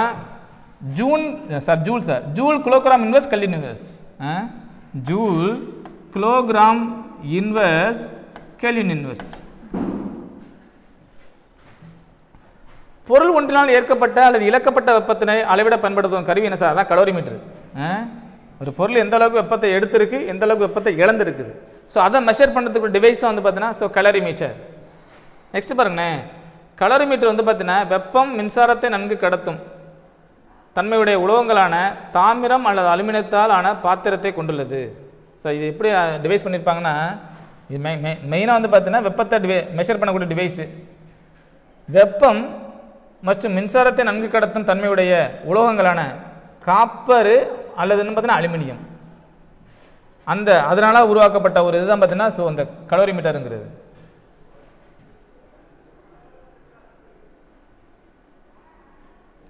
ஸோ முதல்ல வந்து பார்த்தீங்கன்னா இந்த பனிக்கட்டி கலோரிமீட்டர் எங்கே பயன்படுத்தப்பட்டது அப்படின்னு பார்த்தீங்கன்னா 1782 பயன்படுத்தலாம். யார் அப்படின்னு பார்த்தீங்கன்னா ஆன்டைன் லவாய்சியர் மற்றும் பார்த்தீங்கன்னா பியாரோ சைமன் அப்படிங்கிறத பார்த்தீங்கன்னா யூஸ் பண்ணுறாங்க. எங்கே சார் அப்படின்னு பார்த்தீங்கன்னா வேதியியல் மாற்றங்களால் ஏற்படும் வெப்ப ஆற்றலின் அளவை அளவிட கெமிக்கல் ரியாக்ஷன் நடக்குது, அதனால சம் டெம்பரேச்சர் சேஞ்ச் ஆகுது அப்படின்னு பார்த்தோம்னா ஸோ இந்த பனிக்கட்டி கலோரிமீட்டர் வந்து பார்த்தீங்கன்னா யூஸ் பண்ணுறாங்க. எந்த வருஷம் பார்த்தீங்கன்னா 1782. ஸோ யாரும் பார்த்தீங்கன்னா லவாய்சியர் அப்புறம் வந்து சைமன். நெக்ஸ்ட் பாருங்கள், ஒரு பொருள் அல்லது இடத்தில் வெப்பநிலையை மாறாமல் வைப்பதற்கு பயன்படுத்தும் சாதனம் வந்து பார்த்தீங்கன்னா வெப்ப கட்டுப்படுத்தி. Yes, controller, heat controller. ஒரு 100 டிகிரி செல்சியஸ் வச்சுட்டோம் அப்படின்னு பார்த்தோம்னா அது கடைசி வரையும் பார்த்தீங்கன்னா மாறாமல் வச்சுக்கும். அதுக்கு பார்த்தா வெப்ப கட்டுப்படுத்தின்னு சொல்கிறாங்க. வெப்பநிலையை மாறாமல் இருக்கணும். தெர்மோஸ்டாட்ஸ் அப்படின்னு சொல்லுவாங்க. தெர்மோஸ்டாட்ஸ் அப்படின்னு சொல்லுவாங்க. Temperature there is no changes. Next பாருங்க, தெர்மோஸ்டாட்ஸ் என்ற சொல் வந்து பார்த்தீங்கன்னா 2 கிரேக்க வார்த்தையிலிருந்து பெறப்பட்டது அப்படின்னு சொல்கிறாங்க. சார் 2 கிரேக்க வார்த்தையிலிருந்து உருவானது அப்படின்னு என்னன்னு பாருங்களேன். தெர்மோ அப்படின்னா வெப்பம், தெர்மோன்னா சார் தெர்மோனாலே வெப்பம் சார். ஸ்டாட் அப்படின்னா பார்த்தீங்கன்னா அதே நிலையில் இருப்பது, டெம்பரேச்சரை கான்ஸ்டண்டாக வச்சுக்கிறது, வேரி ஆகாது. நெக்ஸ்ட் பாருங்களேன், ஸோ வெற்றிட குழுவை முதலில் கண்டுபிடித்தார் யார் சார் அப்படின்னு பார்த்தோம்னா ஒரு வேக்கம் டியூபை கண்டுபிடிச்சார் பார்த்தீங்கன்னா சார் ஜேம்ஸ் திவார் அப்படிங்கிறதான் சார் கண்டுபிடிக்கிறார். எது வெற்றிட குழுவையை எந்த வருஷம் 1892. சார் வெற்றிட குழுவை வந்து பார்த்தீங்கன்னா நமக்கு லேபில் நிறைய இடத்துல யூஸ் பண்ணுவோம், வேக்கம் டியூப்னு சொல்லுவாங்க. அவர் எந்த நாட்டுக்காரர்? ஸ்காட்லாந்து காட்டுவார். அந்த குடுவைக்கு பேர் பார்த்தீங்கன்னா திவார் குடுவை அப்படின்னு சொல்கிறாங்க. ஏன்னா அவர் பேரில் வச்சுட்டாங்க. அவர் கண்டுபிடிச்ச பேர் பார்த்தீங்கன்னா சார் ஜேம்ஸ் திவார், அதனால பார்த்தீங்கன்னா இது திவார் குடுவை அப்படின்னு சொல்கிறாங்க. வெப்ப குடுவை வேலை செய்யும் விதம் என்ன சார் பாருங்களேன். இதில் வந்து பார்த்தீங்கன்னா சுவர்கள் வந்து பார்த்தீங்கன்னா ஒரு கலனும் மற்ற உட்புற கலன் வந்து சில்வரால் ஆனது அப்படின்னு சொல்கிறாங்க. அப்புறம் இதில் வந்து பார்த்தீங்கன்னா வெப்பச்சலனம் நடக்கும். ஏன்னா இதில் வந்து 2 இது நடக்கும். ஒன்று வந்து பார்த்தீங்கன்னா ஒரு சுவரில் வெப்பச்சலனம் நடக்கும், இன்னொரு வந்து பார்த்தீங்கன்னா வெப்ப கடத்தல் நடக்குது அப்படின்னு சொல்கிறாங்க. அதை பார்த்துங்க. சுவர்களுக்கு இடையே சிறிதளவு காட்சி இருப்பதால் வெளிப்புறத்திலிருந்து உட்புறத்திற்கும் உட்புறத்திலிருந்து வெளிப்புறத்திற்கும் வெப்பம் கடத்தப்படுவது இல்லை. எஸ், இதுக்கு 2க்கும் சார் 2 வால் மாதிரி இருக்கும் சார். இது 2க்கும் இன்பிட்வீன்ல பார்த்தீங்கன்னா கொஞ்சம் ஏர் மாலிகுல்ஸ் இருக்கும். அப்படி இருக்கிறனால பார்த்தீங்கன்னா வெளிப்புறத்திலேருந்து உட்புறத்திற்கும், அதாவது வெளியிலேருந்து இங்கேருந்து இங்கேயும் இல்லை இன்டு அவுட்லெட்டு அப்படியும் வந்து பார்த்தீங்கன்னா வெப்பம் வந்து பார்த்தீங்கன்னா கடத்தப்படுவது இல்லைன்னு சொல்கிறாங்க.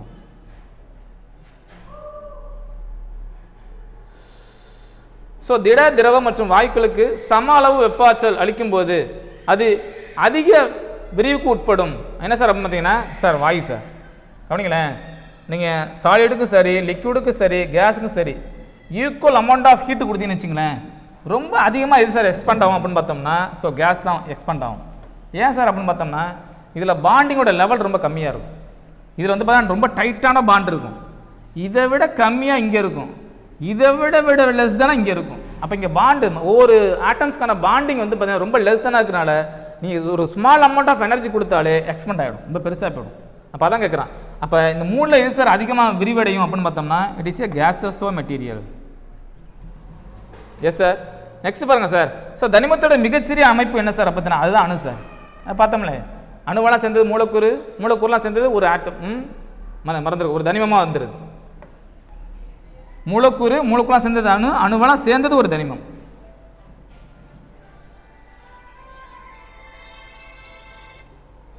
நெக்ஸ்ட் பாருங்க சார். சார் அணுவை அதனை விட சிறிய கூறுகளாக பிரிக்க இயலாது என கருதி அறிஞர் John Dalton. Yes sir, first இவர் தான். அதான் அணுக்கொள்கை சொன்னது இவர் தான். ஆனால் அவர் சொன்னது நிறைய தப்பாக போச்சு. ஏன் அணுவை பிளக்க முடியாது, அதாவது உடைக்க முடியாது அப்படின்னு கேட்டிருப்பாங்க. அதன் பிறகு வந்தவங்க உடைச்சி காமிச்சாங்க. அப்போ அணுவை பிளக்க முடியாது அப்படின்னு சொன்னது முதல்ல சொன்னது ஜான் டால்டன் தான். பிளக்க முடியாது, பிரிக்க முடியாது. அடுத்த பாருங்களேன், ரூதர்ஃபோர்டின் தங்கைகளை சோதனைக்கு பின் அணுவில் புரோட்டான் எலக்ட்ரான் நியூட்ரான் போன்ற மின்துகள் கண்டுபிடிக்க மாட்டேன்னா எஸ் சார் மறந்துடாதீங்க எந்த ஆராய்ச்சிக்கு பிறகு புரோட்டான் எலக்ட்ரான் நியூட்ரானாக கண்டுபிடிக்கப்பட்ட பார்த்தீங்கன்னா ரூதர்ஃபோர்டுங்கிற சயின்டிஸ்ட் தான் சார் என்ன சயின்டிஸ்ட்டு ரூதர்ஃபோர்டு என்ன எக்ஸ்பெரிமெண்ட்டு தங்க இலை சோதனை என்ன சொல்ல போனால் ஆல்ஃபா சிதறல் துணை ஆல்ஃபா சிதறல் சிதறல் தங்க இலை சோதனைன்னு சொல்லுவாங்க சார் தங்க இலை இலை சோதனை அப்படின்னு சொல்லுவாங்க மறந்துடக்கூடாது அதன் பிறகு தான் வந்து பார்த்தீங்கன்னா என்ன சொல்லியிருப்பாங்க புரோட்டான் எலக்ட்ரான் இதெல்லாம் தான் சொல்லியிருப்பார் முடிச்சுக்கலாமா சார் சரிங்க சார் சார் இது டவுட்ஸ் இருக்கா சார் டவுட் இல்லைல்ல சரி தேங்க்யூ சார் தேங்க்யூ